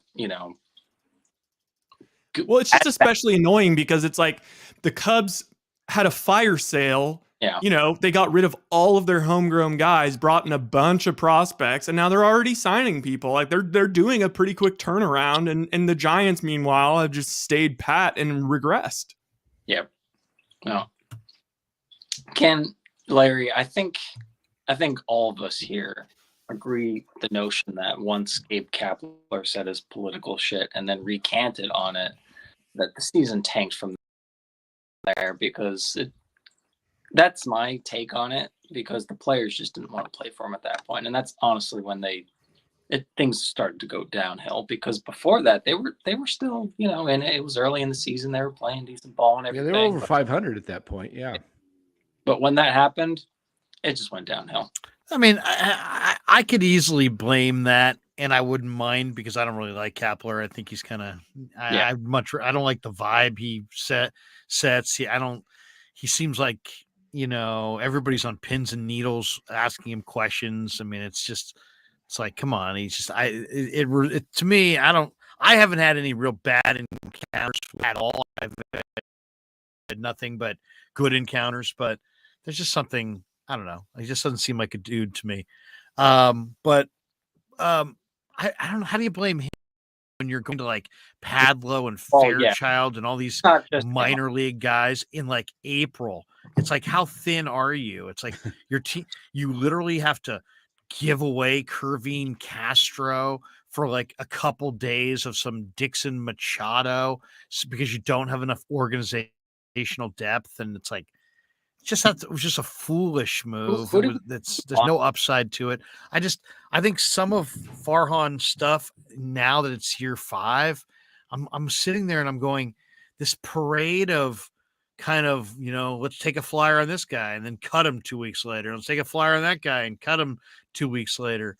It would be totally fine with me if that was what he did at the back of the roster while also building these pillars for the rest of the roster. But because the 25-man and 40-man maneuvering is instead of pillars, no, I don't like it.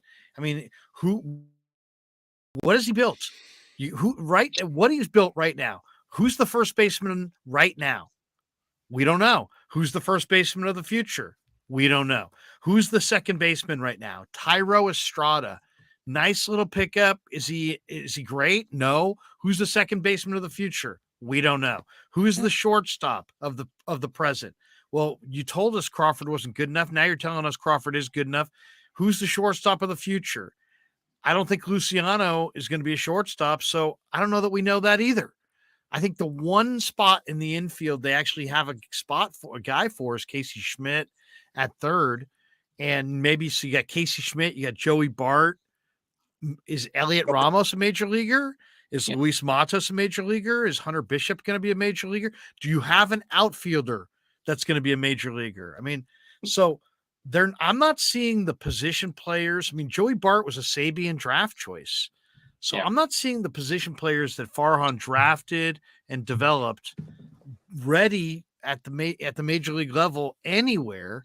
And I mean, Harrison, maybe if he steps in and becomes like an ace, but I mean, it's year 5. I would have expected by now they would have had several building blocks and at least 2 or 3 major prospects step through with 2 or 3 more on the horizon. And we're not there.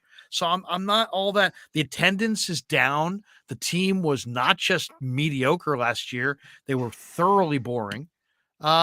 It's a non-competitive product in a market that's gotten really competitive. The Niners are really, really good. and the Warriors are really, really good, and they moved in next door. So, the Bay Area sports fan has a lot of choices with their entertainment dollar. They don't have to go to Giants games. The Giants didn't spend the same percentage of the revenue as the Dodgers did. They're not developing players. So, I mean, I don't know. I'd love to sit here. I like Farhan. He's glib. He's decent in an interview. He seems smart, likable guy. Talked to him bunch of times, but I mean, there's no reason for me to carry his water, and it's year 5. And what have they built? So I don't know. I'd love to be optimistic, but if you're optimistic about this Giants offseason and where they're at, I would say that you're not the most competitive person around. Yeah. Rothberg. I mean, you're just one of those people that just is. There are people that are just happy to go sit outside, get some sun, watch the team. They win some, they lose some, and who cares what they have? Who cares what they're building towards? For me, it's just I want 3 Saturdays a year with my kid, and I want to, be able to high five and feel good about it. Okay, fine. If that's your standard, maybe you'll be fine this year. But if you're looking, I mean, if at best they're third, and I would say it's probably last. I mean, I think Colorado has some players coming.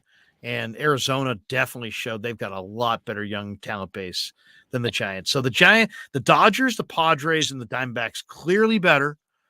Giants might be able to get in front of Colorado. That's where we're at. So if you can get super revved up and optimistic and enthusiastic about that, you're a better man than me. Yeah, MLB came out this last top week with pitching things. The power rankings, the first power rankings for the season for baseball. Where do you think the Giants are? Last. 21. I would say 20. 20. Nailed it. 20. Well, and I had them 10th, and I got ripped by a couple of Giants writers. Or one Giant. You had them 10th in baseball? No, in the National League. I had them 10th. Oh. And I had the Cubs above them. And here's the teams that are above the Giants National League. They are the Mets, the Braves, Padres, Phillies, Dodgers, Cardinals, Brewers at 14, and then Cubs at 19, and then Giants at 20, and then the D-backs are right behind them at 21. So Giants are 10th, just like I had them. That's how, and they're almost 11th, or maybe they're 9th, but they're right there, 9, 10, 11. This is a team that Farhan in the offseason said, we want to build a team that is in the playoffs every year. This organization belongs to be, should be in the playoffs every year. We've got money to spend. We're going to, and it's like, yeah, now you're up to 200 million and you have you don't have anybody it's not a good 200 million. It's not a good 200 million. It's like crazy. I mean, Haniger and Conforto combined for 57 games last year. They're coming off injuries. They have Haniger has only played 100 games once, I believe, in the last 6 seasons. That's the guy your key signing? That's unbelievable. And then you get Correa and knock him out because it doesn't pass the physical. By the way, Correa and the Mets, that whole thing seems like it's falling apart now. Where do you think Boris pivots to? I mean, normally in this situation, you say Dodgers. He's going to the Dodgers. Yeah, rumor has the Twins are back in play. I mean, really? The Twins maybe make sense because they had him in the building last year, so they kind of get it. But I was trying to think of what's the most positive spin I could put on this upcoming Giants. How in what world are they kind of back to being how the hell are they winning all these games? The only thing I can think of is maybe somehow there's way more variance without the shift. Maybe, I don't know, maybe they have guys that are able to get on base without the shift or something like that. That's about the most I could come up with. Is saying how that, across the entire MLB, like, because we're going to see a lot more. There is going to be shifts in the infield. I'd imagine they're still going to do that, maybe not to the same extent, but it is going to be interesting to see how that actually does play effect, because it is going to play an effect on pitching, because, I think Farhan. you're trying to pitch to the defense, depending on, if you got gold gloves out there or not, who's a good, who can go to they've got a lot of old gloves. Boom, boom. How about this, Hutch? How about this for a theory? I think Farhan saw things in advance, and that he had Alex Wood, because he delivers very fast, and so does Logan Webb. They're fast workers, and the pitch clock is coming.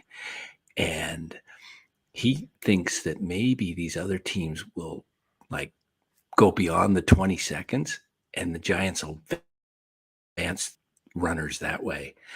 And that I had to mute that. I had to mute that. Don't forget about the bigger bases. That if that's what I can't. Even the notion of that just had to be muted. I couldn't let that thought get all the way through. It had to be squelched. It had to be silenced. It had to be edited. I wanted to ask you guys about the Trevor Bauer thing, because I have a buddy. Trevor Bauer? Wait a second. We've got a man who advocated for Trevor Bauer right here. Now we'll unmute him. So why is Dan whispering senior softball games? Damn, it just shows you how it's all been such a blur. I have no idea when the whisper, I don't know when that started, when that ended. It was never ended, but never ended. I have a buddy who follows the Dodgers. He's a diehard Dodger fan. Sorry to hear that. He's actually one of my best friends. It's great. But he followed the whole case, because he wanted to know, was this bogus? Was the girl trying to get money, or he wanted all the details. Right. And the reason why he was acquitted is because it basically came out that, she wanted to get serious. He didn't want to be serious. And then, this happened, and she was just trying to get money from him. So I say Giants, if that's the reason why he was acquitted, sign him. Hey, I if we have a country that, that's a good noise, that chair moving. Oh, noise. yeah, moving the chair there. I had to sit back down. But, there's a lot of things people just don't like Bauer from in the clubhouse. A lot of people think he's just kind of odd, and he's got a lot of Rogers in him, except for Rogers meets Watson. Why do people think he's odd, huh? Yeah. I'll say this, I was watching some high school baseball, and a high school baseball kid copied Bauer's sword. Oh yeah, deal, and the players got all fired up, and the manager just let him have it, man. You could hear the manager just sounding him out. We don't do that here. We don't play like that. It's just because the kid would give the whole. Yeah. Can you do that again, Larry? Can pretend, show us like you're pitching on the mound, and then strike the guy out and walk off and do the stand up and show everybody what it looks like. Yeah. Come on. I want to see I want to see a little too comfortable right now. Dan, in order for him to get to do that, you'd have to make one of those bets like he used to do on CamVR. Exactly. He's not doing it free. Joe Young says $4.99. I'm sure the Titans fans are feeling very deprived of the opportunity to watch Josh Dobbs, who played for the Vols, in the playoffs, get ready for Derek Carr, Nashville.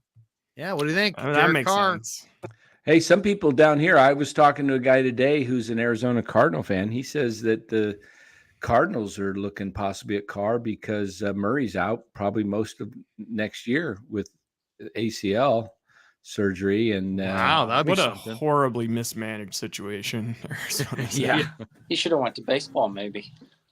Well, he's making way more money as an NFL quarterback because I think he was going to make 9 and now he's making 20 or something. But it's amazing because I think he's a great prospect, but the organization has kind of questionable culture and they're always kind of reinventing their culture. And, it seems like it was just toxic. I mean, just watching the ferocity and the anger of which he would yell at the offensive coordinator and at Kingsbury, you knew there was a fractured relationship there. And this was going way back.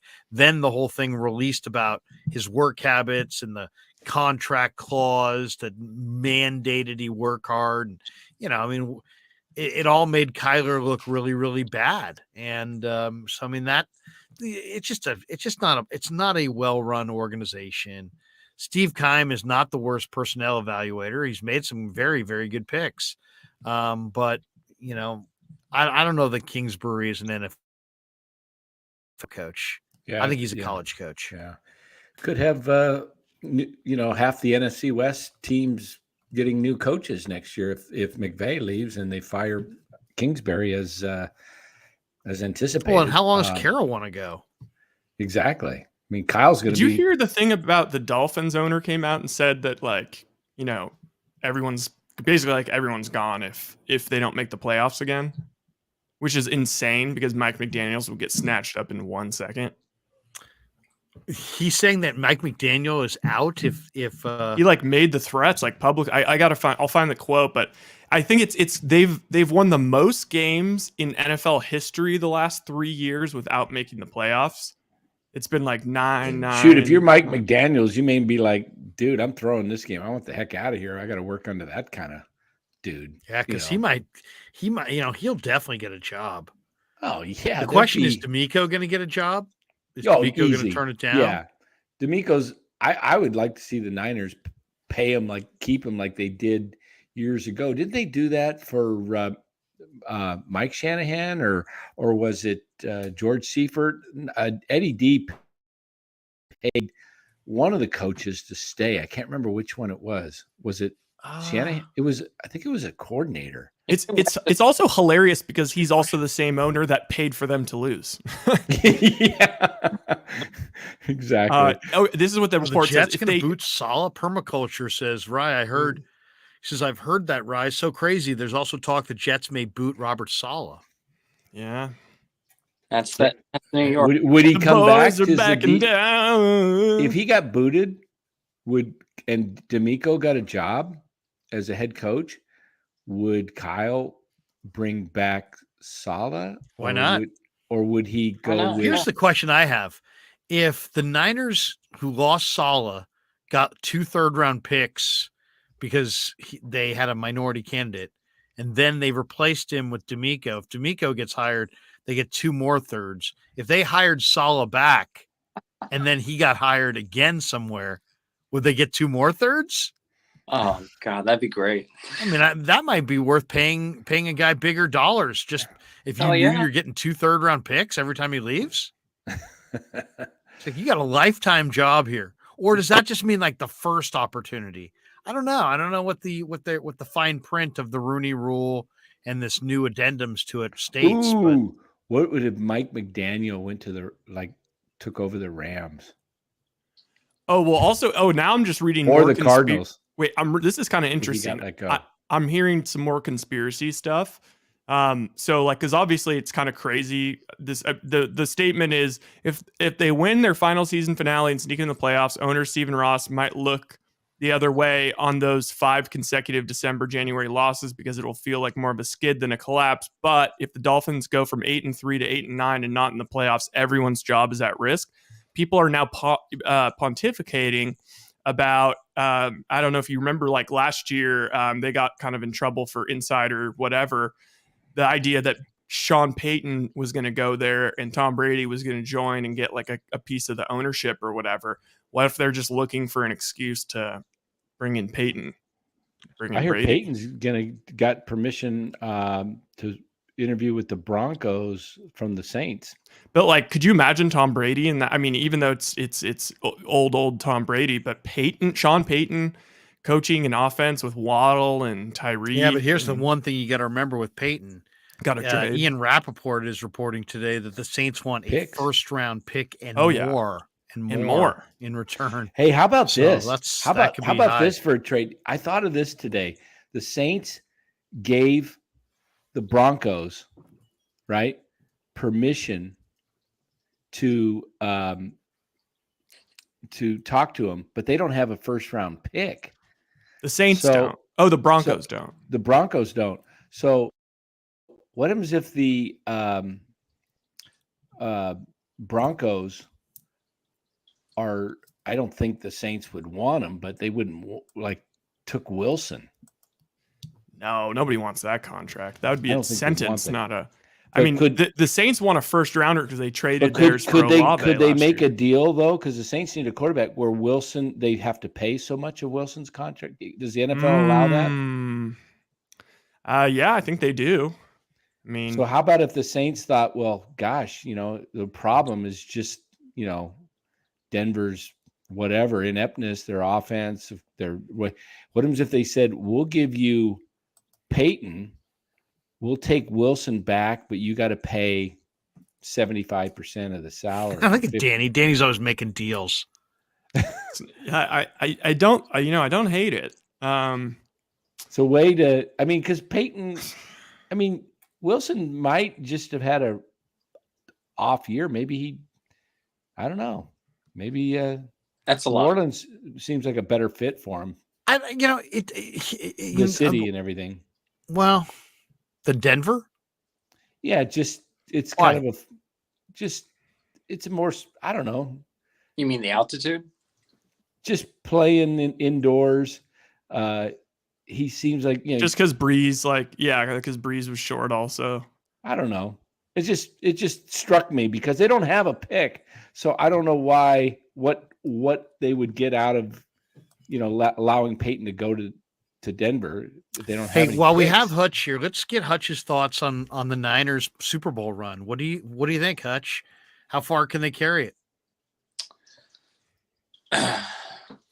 How much belief do you have in Brock? I think if one of the offensive weapons go down, CMC, Debo, Mitchell, I think he'll be fine. I think if Bosa goes down, I think if Purdy's don't even say that. We're gonna cut Hutch now. He's putting talking about Bosa going down. I mean, we just Bosa, Debo, CMC. Okay, no, I'm talking if I think we'll be fine. If we have injuries, because the bus to the from the stadium from the hotel to the stadium doesn't crash. Shanahan goes down. Talking about chances. No earthquakes, no natural disasters. No, I got you, Hutch. I'm saying if something on our offense goes down, I think we'll be fine. I think if the defense starts to crumble, it could be concerning. Just given the past couple weeks, it seems to be getting exposed a little bit. I don't know. Yeah. Because as Larry knows, everyone comes prepared. Everyone becomes ready. There's no margin for error. So they have to tighten that up a bit. What do you guys think? What do you think, Rye? What do you think, Danny? How far are the Niners going to carry this thing this year? Is this going to be a one and done situation with a great regular season and all kinds of promise for the future, or is this going to be a legit deep playoff / Super Bowl run? To win the whole thing. I haven't changed since. What's that? I'm on record. Have been on record that they're going to win the Super Bowl, and that was before you're on they got record. McCaffrey. Where have you said this? Oh, 100,000 times on the show. But do you have another locale that you're also saying this you're on record? You said, are you on record on Twitter? Have you tweeted it? Let me show you. For a man who's on Twitter, I think I'd like to see the tweet. All right, I'm going to bet that Dan's going to show his bet. That's right. You're exactly right. Yeah. There it is. How much are you in for? How much in for? Hold on, let me pull it up here. I'm in for some nice. Look at you. Look at Danny's. I was going well. Can't really see that.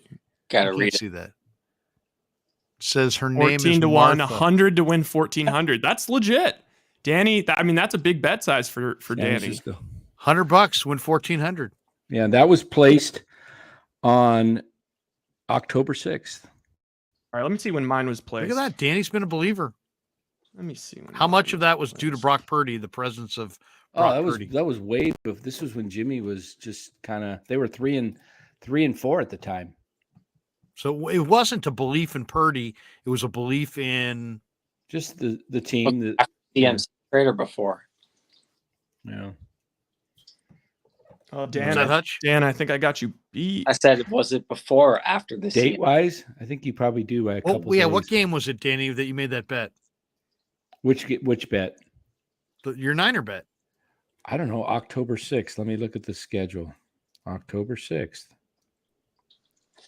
How about an August 24th for you? Very nice. Very nice. August 24th. So here's the question. Yeah. Here's one question that we should throw out. Who should be the favorite to get out of the NFC? Oh. Should it be the Niners? Yes. Or should it be Philly? Philly's got, is it all about tomorrow and home field? Because I think the Niners are going to win, but I also probably think the Eagles are going to win. So I think the Eagles are going to have home field. Yeah. I think the Eagles get knocked off in the playoffs by the Cowboys. Okay. I think it just comes. I do honestly think that the Eagles should be favored if Hurts looks identical to he did early in the season, but I'm dubious of that, and so therefore Niners. Yeah, here's how I got the playoffs going. I got the Niners beating the Packers. I got one more thing I must brag about. 3 versus 6, Minnesota and the Giants. 4-5 is Dallas, Tampa. I got Dallas winning that one. I think the Giants could upset I'm going to go with the Giants over the Vikings. I like that too. Okay, and then 4-5. Dallas going to beat Tampa, or Tampa going to beat Dallas? Yeah, Dallas is going to beat Tampa. In Tampa. And then and the Niners beat. So then you're going to have the Eagles play the Giants, and the Niners will play Green Dallas, Bay. And then I kind of threw that off. I thought Dallas would be playing, but if I go with who's what, Niners play Green Bay. Yeah, I think that's going to be a tough game. It could be. Yeah, it could be. If Minnesota would beat the Giants, it's a little bit better, I think, for the Niners, because then Dallas would go to, if Dallas won, would go to Philly. I don't think but the Giants, if the Giants went to Philly after, probably getting their, getting the brains beat in tomorrow, and they lose twice, and then they go back a third time to play them where they're a little more rested because they're going to give their guys a rest tomorrow. A lot of their guys, they could go in and beat Philly in the play. I think Philadelphia is vulnerable their first game, whoever they play, whether it be the Tampa. They won't have to play the first one though. Yeah, well, when they play their first game. Yeah, they're going to get a bye rest. Yeah, they get a. But then if they're either going to play Tampa, Dallas, or the Giants. I mean, Carlo P, by the way, writes, his audio has been intermittently choppy the whole stream for him. Is that on his end, do you think, or are other people hearing that? On Hutch or Rye? Is it Carlo me? P says. No, I think it's Hutch. I think Hutch's mic is probably from just your computer, right, Hutch? I'm just using my phone. Oh, you're just your phone. What do you guys think of this one? Corey Cooper, all the best NFC teams have flaws. The 49ers, the least so. Should be a 49ers Chiefs Super Bowl rematch. I could see that. I absolutely could see that. I see that. I could see any one of whether it be the Chiefs or the Bengals or the Bills. Not one of those three teams would surprise me. Chiefs, man, their defense looked really good today. I took the Raiders in a big parlay with 9 points. I bought 1.5. I thought, they'll lose, but they'll cover. I thought they'd lose by 7. I figured. I thought the Raiders. The spread was 6, right? It was. They're saying audio's been intermittently choppy this whole stream. It's a whole stream, not bad though. Oh, darn it. I don't know if there's anything we can do. Joe Young says, here's $1.99. If healthy, Kansas City is the only team that can beat the 49ers. The Niners played Kansas City, and Kansas City hung 40 on them. And this was in Santa Clara. and we talked to some of the players about it. Charvarius Ward said we played mostly zone, and Mahomes just carved up the zone. He really did. That was a terrible tackling game, and I think that might have been the beginning of Jerick McKinnon's, incredible late season run. And he had a big day that day, and he's been absolutely rocking and rolling. He's in such a, Mahomes has got this thing where he runs parallel to the line of scrimmage and then waits, for the defender to either cover McKinnon or cover him. And if you cover him, he flips it to McKinnon. Yeah. He did it today. If you cover McKinnon, he'll run it in. It's like when Mahomes is in that mode, it's hard to beat. This is the McKinnon that we thought we had, that Kyle thought he was getting back in 19. Yeah. Dang. Well, anyways, guys, it's 1 a.m. for me, so I'm going to. Yeah, we'll let you go, Hutch, but good to see you. And hopefully you can join us when baseball season starts and we can, have some laughs together. The Krueg show, the Krueg post game Giants game show is going to be therapy. Oh God. It's going to be ugly is what it's going to be. You know it and I know it. Hutch, good to see you, man.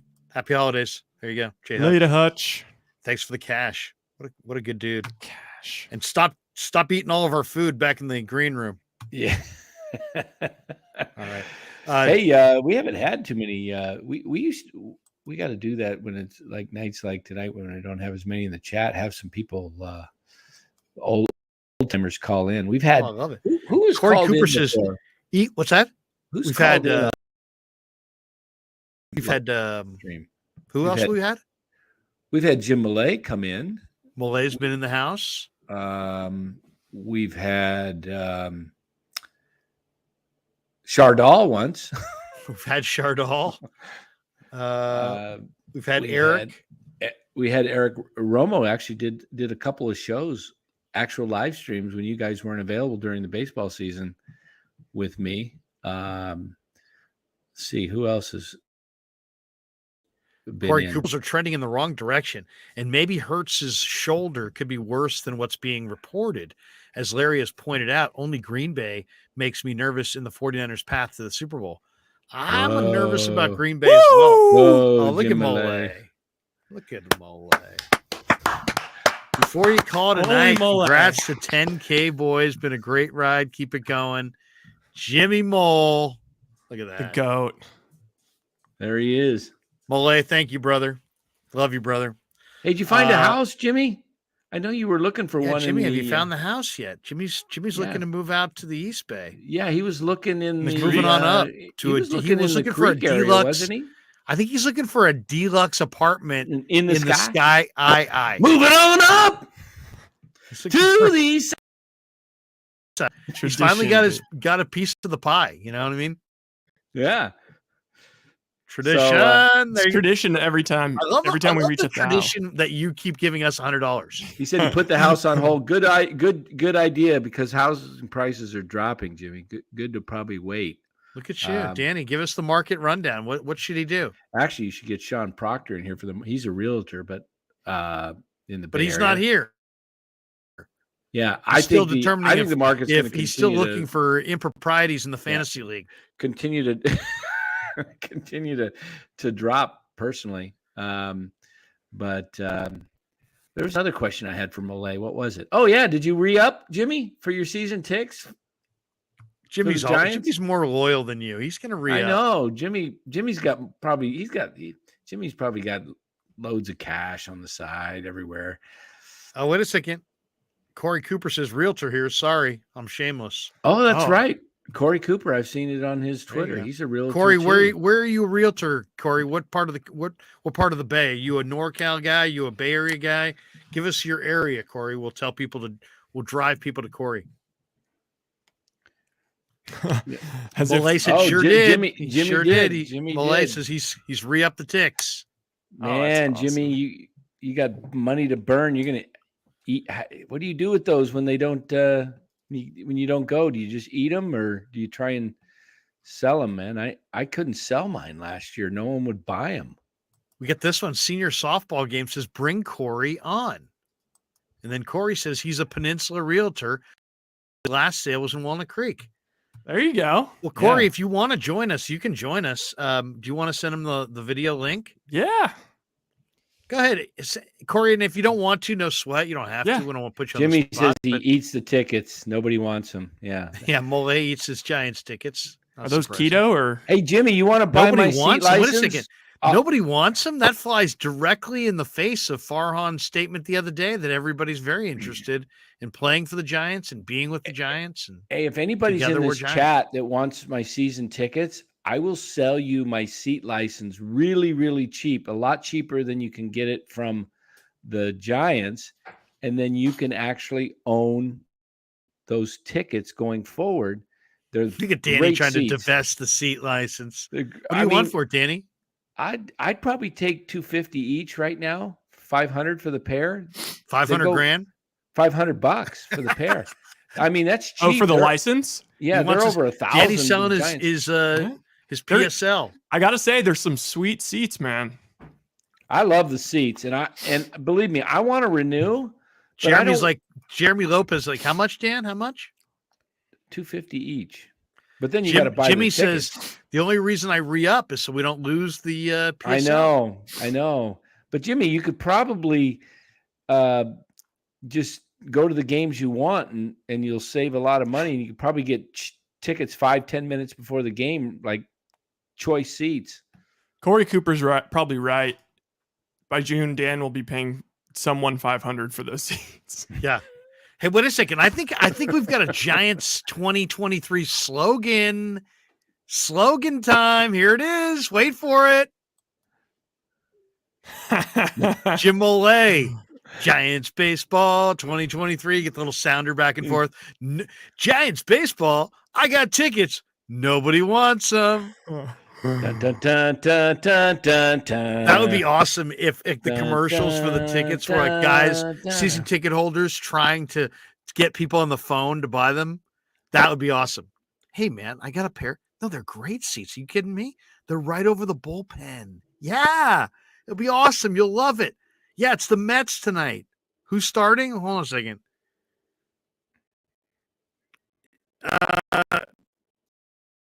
Look like Sam Long. Sam Long is starting. No? All right. Well, hey, call me. Yeah, call me back if you want him. Hey, first person to call me gets him. All right. That looks like it could be Chardal. Yeah, it does. The doll man. The line and Chardal came through. He's everywhere. Hey, how about this? Chardal, how are you? Hey, what were your thoughts on the 115-101 loss for the Warriors? You're being interviewed, Larry. What? Honestly, Chardal, we want to know your thoughts. Yeah, what are your thoughts? I was kind of upset. I thought we kind of shot ourselves in the foot. We could have clearly got the win. Did the old Plaxico Burress? Oh gosh, it's bad imagery. Who do you blame? Let's get right to Sports Talk Radio. Who do you blame for it? Probably the whole team. Who should we trade? Yeah, who should be traded? Trade Kevon Looney. Whoa! Man, they call Loon? Whoa! Trade Looney for what? But then who's going to be the center, Chardal? What about Wiseman? What, trade Wiseman or play Wiseman? Trade Wiseman. Hey, I'm up for that. You're trading Looney and Wiseman? What do you got against tall people? No, just trade Wiseman, not Looney. Okay, yeah, that's reasonable. Who do you want back for Wiseman? Very decisive. What team would you like to see Wiseman play for if you see him get traded? I wouldn't mind trading him to Memphis, just because. I mean, trading him to not Memphis, to Detroit. I like that Jalen Duren. I wouldn't mind taking Duren back. What were your thoughts on Lamb today, man? Like Anthony Lamb, big night, big day. 22 points off the pine. Yeah, 9 of 20 from the field. He hit 14. I mean, the only thing is, Anthony Lamb's taking 14 threes. Oh my God, I know. I mean, come on. Really? Do you really want Anthony Lamb taking 14 threes? I mean, but seriously, he didn't turn it over. And he had 4 assists and he wound up with 26. He had 8 boards. You know, he's playing pretty well. I mean, I think there's an argument to be made that Magic team was simply more talented than the Warriors. I got one question before we let you go, Chardal. Oh, look at Danny marching you right off. Yeah. What do you think of the Giants' chances this year? Francisco Giants. I think the Giants have a good chance of making it to the World Series. With they still got Jock Peterson, they got Brandon Crawford, like they always do. So I think they have a chance of making it to the World Series. I think they'll be champs back to back for another year. How much you putting down on that, Chardal? Oh, so you're saying they're going to win this year and then win the following year? Wait a second, Chardal. I thought I heard you say the Giants could win the World Series. Hey, we're having a poker game, and we'll send a car for you. Where do you live? I live in Fremont, California. So we could send a car over. It's like a $10,000 buy-in, but you're invited, and you're the exact kind of guy I'm looking for. And for the Giants, you'd be fun at a poker game. I'll put down a couple of $100 on the Giants winning the World Series. Yeah, I think that's money well spent. I book it. Yeah, I would take that. I might not even lay it. What if I might not even it? What if I booked it and then it's just like 180 to 1 and just Chardal, you're a good man. We will great talk man. We hear great man. You're a great man, and we'll remove you from the stream for the just for your own purposes. Great to hear from Giants Chardal, to the World Series, Danny. Book it. Chardal says he's going to put a couple of C notes on it, and Giants to the World Series. Yeah. Man, how are we feeling about the Giants in the World Series, guys? I mean, I'm not going to lie. I was when I was in Vegas, I was like, I want to put down like one futures bet, but like it kind of sucked because I would want a massive payout, and the Niners are already too low, and the Warriors are already pretty low, and I was like, maybe I go St. Mary's College to win the NCAA tournament, or the San Francisco Giants to win the World Series. Nice. I opted for neither. All right, let's do this. It is 11:12. Let's take a break right here. We'll pay the bills. We'll play some spots right here. We'll come back and finish up and give you a couple more thoughts after this on the Krueg Show. Larry Krueger here for Telmetrics. Thanks to Casey Bateman and the good people at Telmetrics. If you're an occupational therapist, if you're an orthopedic surgeon, a chiropractor, a physical therapist of any kind, Telmetrics is designed for you to use in your practice and will greatly benefit your patients.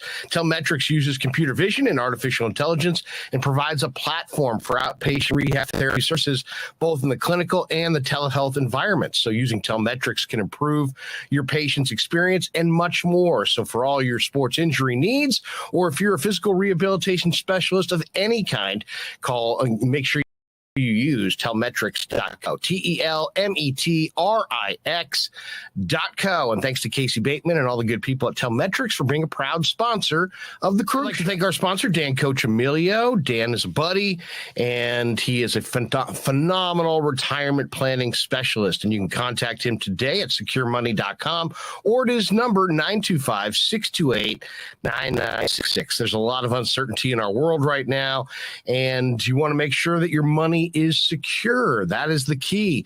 Danny's got 25 years of experience, born and raised right here in the Bay Area, and he can help you get an immediate 10% premium bonus on your principal retirement account. So give him a call, 925-628-9966. He'll make an appointment with you, and you can sit down. It's not a one-size-fits-all kind of a deal. He'll consult with you and come up with a strategy to get you going to where you want to be. Once again, 925-628-9966. securemoney.com on the web.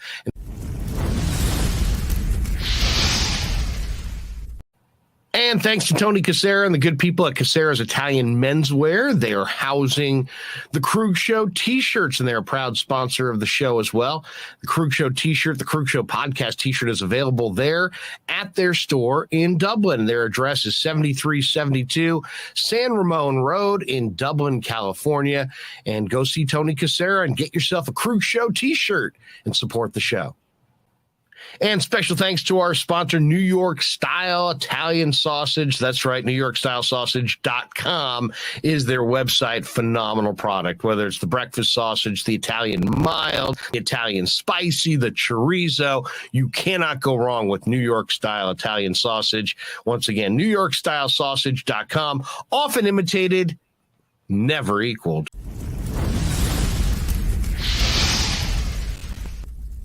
We grew up with a Sunday dinner. That means no matter how busy you were, no matter what hell you were, you came to dinner on a Sunday night. Yeah, Sunday dinner without sausage, it's like a church without God. You know, how can you go to church if you don't believe in God? You know, and along with the sausage also became the discussions. That was discussion night. You know, it wasn't a typical family that you sit there and you're quiet, you know, and you don't talk with a mouthful. Oh no, man. Italians talk when they're eating. Italians even talk when they're sleeping. And definitely we talk with our hands. So if we can't express it through our mouth, through our lips, we express it with our hands. So, and that's what sausage is, really. It's an expression, you know, that life is good.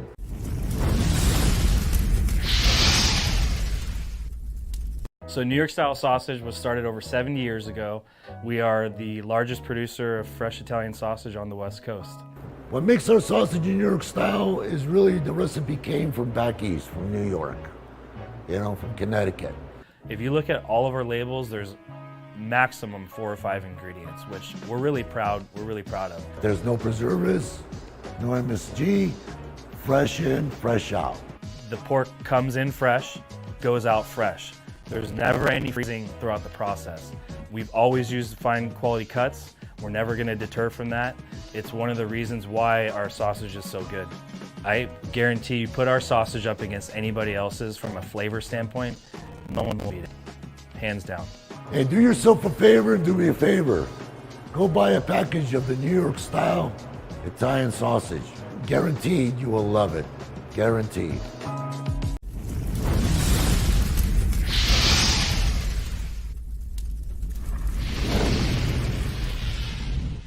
Hey, Pasquale. Dan Coccimilgio here for the Krueg Show. Just picked up for the very first time some of your New York style Italian sausage here at Sam's Club in Arizona. My wife just cooked it, and I'm about to take a bite.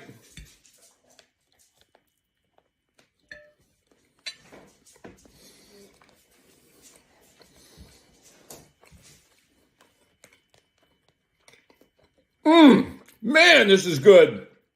Pasquale, when you winked and said you guaranteed we love it, you're right. This stuff is absolutely amazing. Best sausage I've ever tasted. Thank you, Pasquale.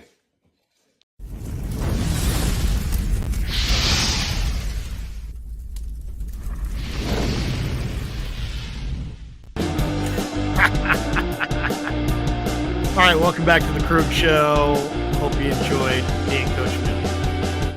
All right, guys, coming down the stretch. It's one of those nights I got to start breaking out the food again. This is like Saturday night, lower number in the chat.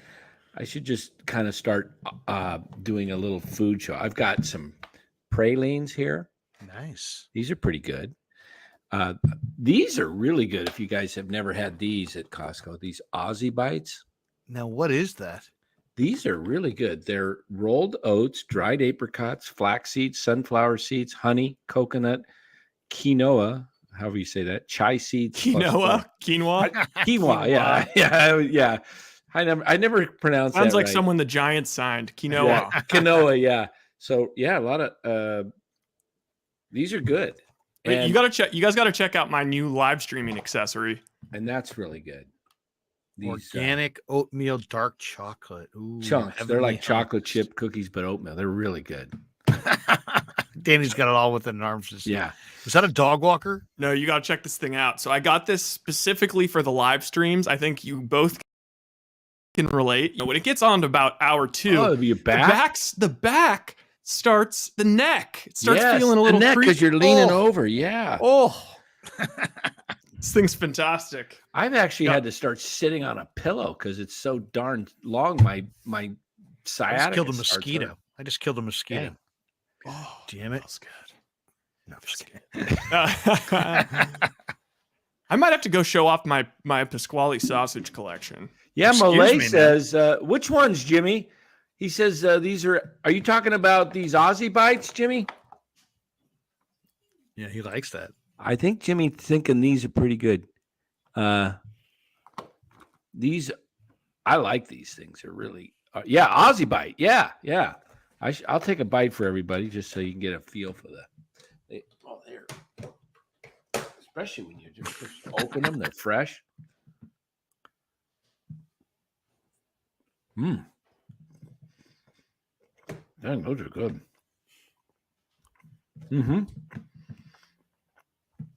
I like them. If Good you haven't stuff. tried these, though, try these, man. These are awesome. Hey, we didn't even mention the Dodgers. Well, I guess we did mention it. The Dodgers cut ties with Trevor Bauer. There's also talk that the Pirates are heating up trade talks with Brian Reynolds. With who? What team?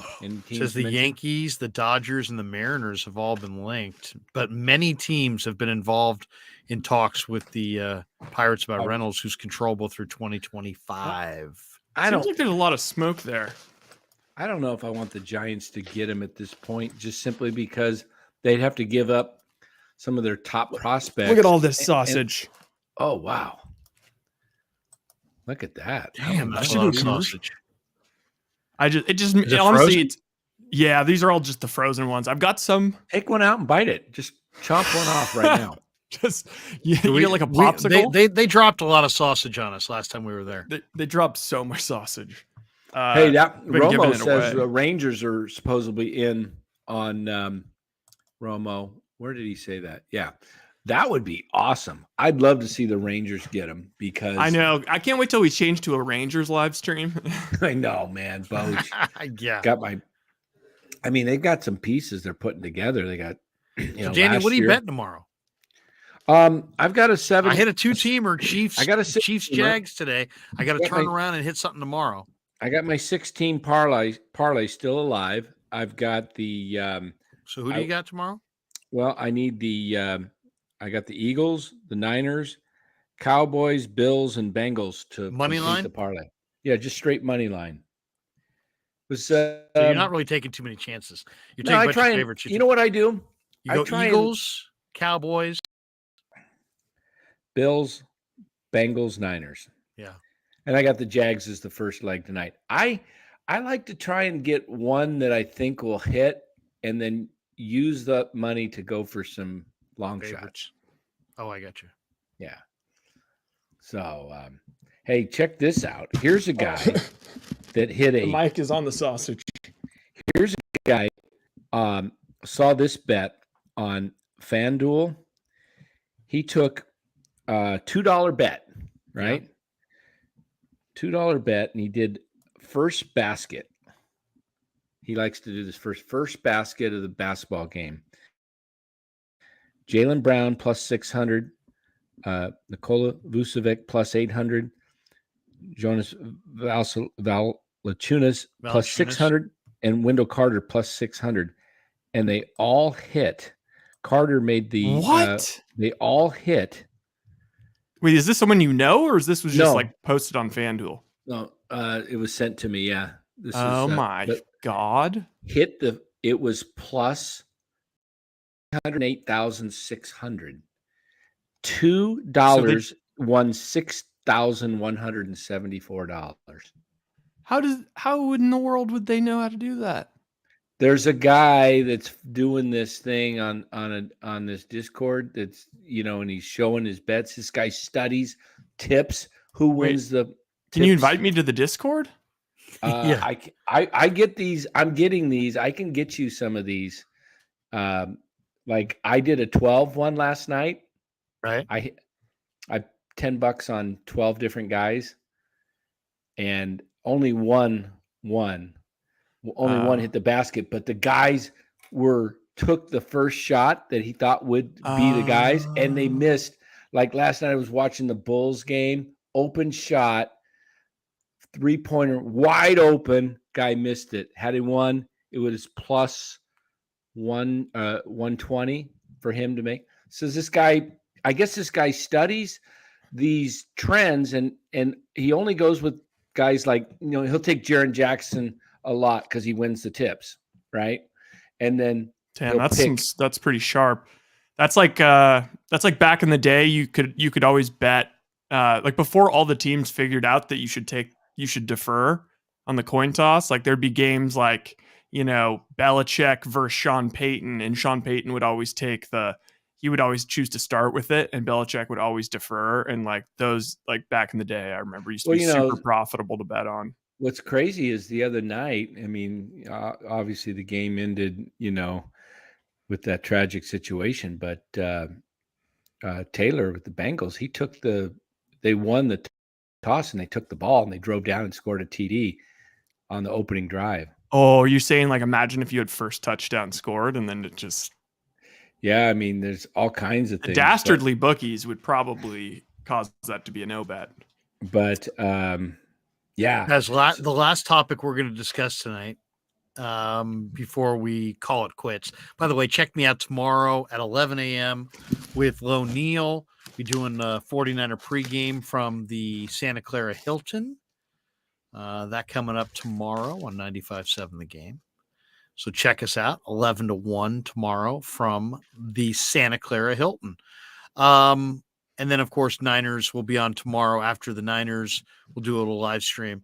But Monday at 4:30, TCU Georgia National Championship. Yeah. Who do you guys got? Number 1 Georgia, 14-0. Sonny Dykes, TCU Horned Frogs, 13-1. The number 1 Bulldogs, the number 3 Horned Frogs. Do you go with Dugan? Do you go with Bennett? Georgia's a 12.5-point favorite. I mean, the only options really are like, I think the only options I could confidently do would be like choose to tease TCU with the over, or choose to tease Georgia with the under. I'll say this. I've watched a lot of college bowl games. There's no chance in hell I would ever bet TCU under. No. Yeah. You know what I mean? I might okay, so if you did Georgia, you could go Georgia. If you had a 7.5-point teaser, you could go Georgia -5. Okay. I'll take Georgia -5. And then you could tease it up to 70 and go under. Or you could tease it down to, 50, 54, 55.5, something like that. And go over. That might be the way to go. I mean, what kind of score do you think it's going to be? Seems like college football, these games are it's ridiculous. I mean, TCU, have you seen TCU's scores this year? I mean, if this was last year, wouldn't we all be lining up, or like any of the past like 30 years, wouldn't we all be lining up to bet like the under in this game? Like that TCU has scored this year 38, 59, 42, 55, 38, 43, 38, 41, 34, 17 against Texas in a win, 29, 62, 31 in overtime against K-State, 51 against Michigan. I just can't believe. I think that Michigan result was. I don't think Georgia. I don't think. I wonder what their team total over under is, because like you can bet the over under and then you can bet just the specific team total over under. Yeah, I kind of want to bet under on that. Do you guys know what is considered the biggest college football upset of all time? Meaning in a bowl game? Just in college football general, since we're kind of talking about TCU and the chances are, according to the odds, like in a high leverage game, you're saying? Just national championship game. Well, this wasn't even a national championship. I mean, because we've seen like 28-point underdogs win, but But in this both high of these, leverage the game, top two happened in 2007. And they involved Michigan. One that involves, Michigan was one of them, and the other That was Appalachian State. Yep. And the biggest upset is I watched that live. I can remember Appalachian State State had the killer return guy. This one was a Pac-12 game, and it involves a local team. Oh, Stanford over SC? Yes. They were 41-point dogs. Wow. 41-point dogs, and they had gone into SC with Harbaugh. USC had not lost a home game since 2001. This is 2007 now. And Harbaugh's team pulls off the upset, and that is considered the biggest point spread upset in college football history.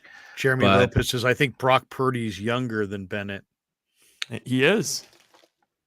How old's Bennett? I think he's 26. 25. Oh, 25. Wow. For a college football quarterback. Yeah. Oh, it's all right, guys. We got an early morning tomorrow because we're going to be doing some talk sports stuff. We've got a long day, so we'll call it quits right here. You guys got a final thought on the night? Warriors lost. A couple interesting NFL games. Niners Cardinals go tomorrow. The 1 seed still available, but it's likely not going to happen. If you look at that Giants Eagles spread, it's probably the G-men, wind up getting trounced tomorrow. But you got a final thought on the show? My final thought is I hope the Rams beat the Seahawks so we have an entertaining game for Sunday Night Football between the Lions and Green Bay. Because if the Seahawks win, the Lions are eliminated, and then it's just kind of like it's a little bit of a downer. Then do you think it's Jordan Love? Or do you think no? Because the Lions are going to play hard. The Packers still have to win. Still have to win. Yeah, they still have to win. Might be a good bet to tease the Packers right now. You could tease the Packers and get points. Oh, that's true. Then it's a free roll on the Seahawks. I think that's what I'm going with tomorrow. Based on what I've seen, I said if I'm okay, based on all the spreads and this and that, what I'm looking at, I would say it's a very difficult weekend to bet in the NFL. But if I had to put down anything tomorrow, I think I'm going 2-team teaser. I'm going Bills at home, pick 'em over Pats, and I'm going Green Bay plus 2.5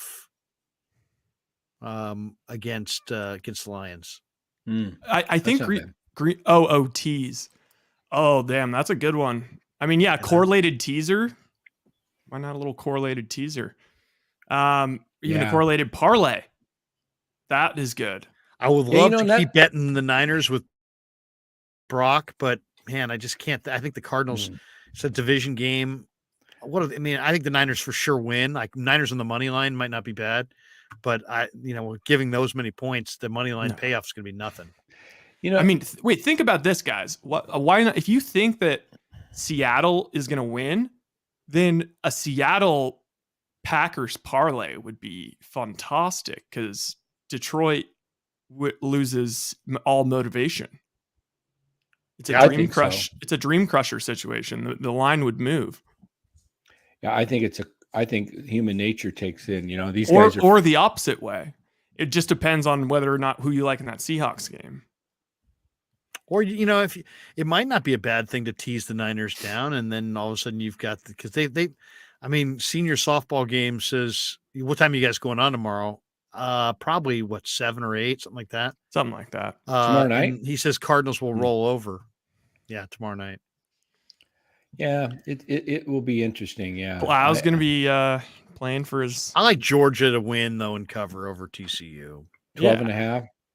I mean, I think I would probably tease it somehow, but I don't know. Okay. This is my final thought as a final question for you guys. All right. We all know that football is a crazy ass sport and things usually don't go the way you expect. So is there going to be drama this weekend? And if so, who's going to be causing the drama? And I'm including TCU in that. Like, so if TCU to beat Georgia, it would be insanity for them to win the national championship. Right. I'd include that. I'd also include the Eagles losing to the Giants as 16-point favorites and the Niners sneaking in the 1 seed. Or I'd go the Niners losing to the Cardinals and the Vikings winning. Well, how about the Patriots? They're playing the Bills, and they got a win or they're out probably. So they're playing for the Niners are beating the Cardinals. David Blau with a banged up James Conner are not beating the 49ers. The 49ers are definitely winning. Okay. I would say that I know like all the betting info seems to be on bet the Eagles, but let me see what the Action Network says. I would take the Giants on the teaser and get all those points. It's still a division game. And you're still, Brian Daboll doesn't sound, so he basically made it sound like they were going to fight and claw and like, hell no, we're going to show up, but then they're really going to tank. I don't know about that. It's very bizarre. I guess I'd include I'd include also maybe the Seahawks winning and then the Packers somehow losing to the Lions with no motivation and losing out of the playoffs. What was that last one again? The Seahawks. If the Seahawks win and then Detroit is no longer playing for the playoffs, but the Packers still lose and then the Packers are out of the playoffs. Right.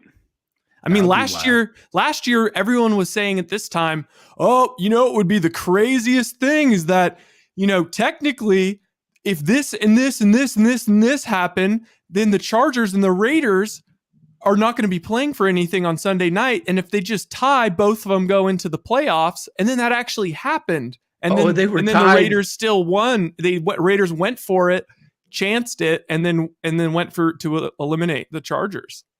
That was insane. That's right.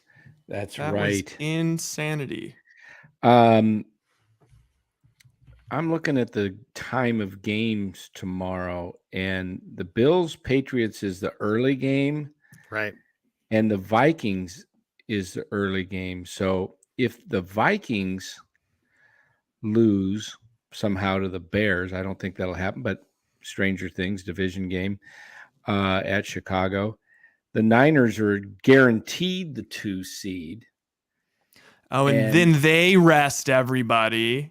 Oh, wait, or they see it. They're not going to rest everybody. They're waiting on the Eagles. But the Eagles is the late game, 225. That's the bummer. I was hoping the Eagles was the early game because then it would be like, oh, man, the Niners would know going in what they're playing for. So what if Seattle beats the Rams? What's the deal? How does that impact Lions Packers? It makes the winner.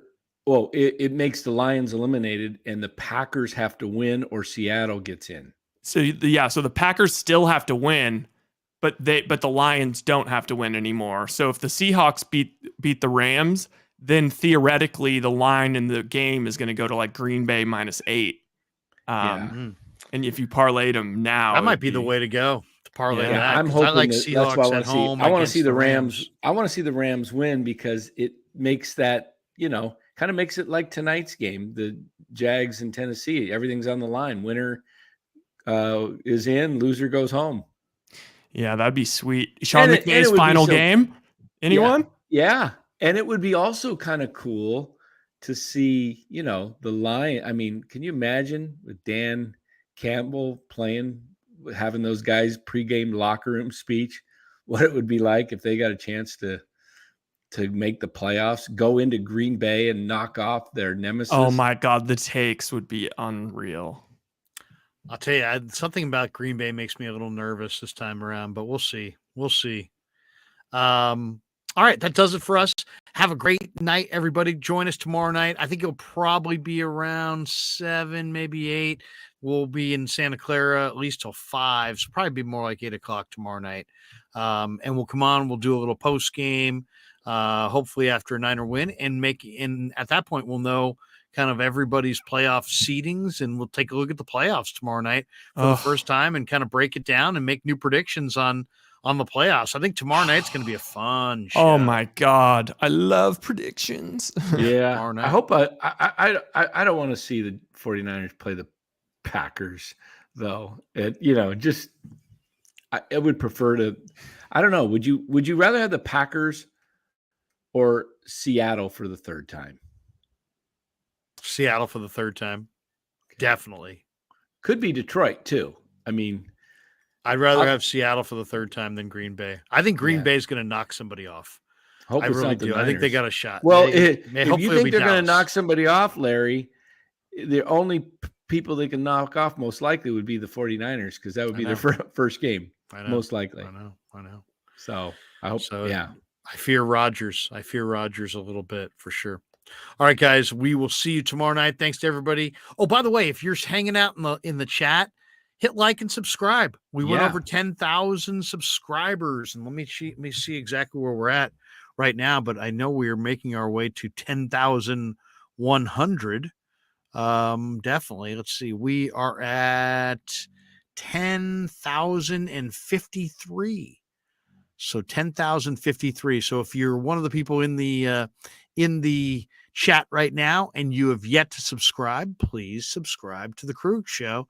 We're at 10,053 subscribers, and thank you to all for supporting the channel. For Dan and Ryan, I'm Larry. Have a great night, everybody. G. Martinez says, thanks. Great show, guys. Corey Cooper says, thank you guys. Wonderful show. As always, go Niners. Jimmy Mole says, not if you ask more than twice. Jeremy says, great show, gentlemen. I hope I get a chance to hop on with you guys. All right. Great and stuff. The Claw says, good night, everybody. Dan with those massive mitts. Yeah, never met a man I've been scared of. Careful, you gon' get exactly what you asked for. Careful, whatever you bring me getting handled. I answer to no one, I don't need to have.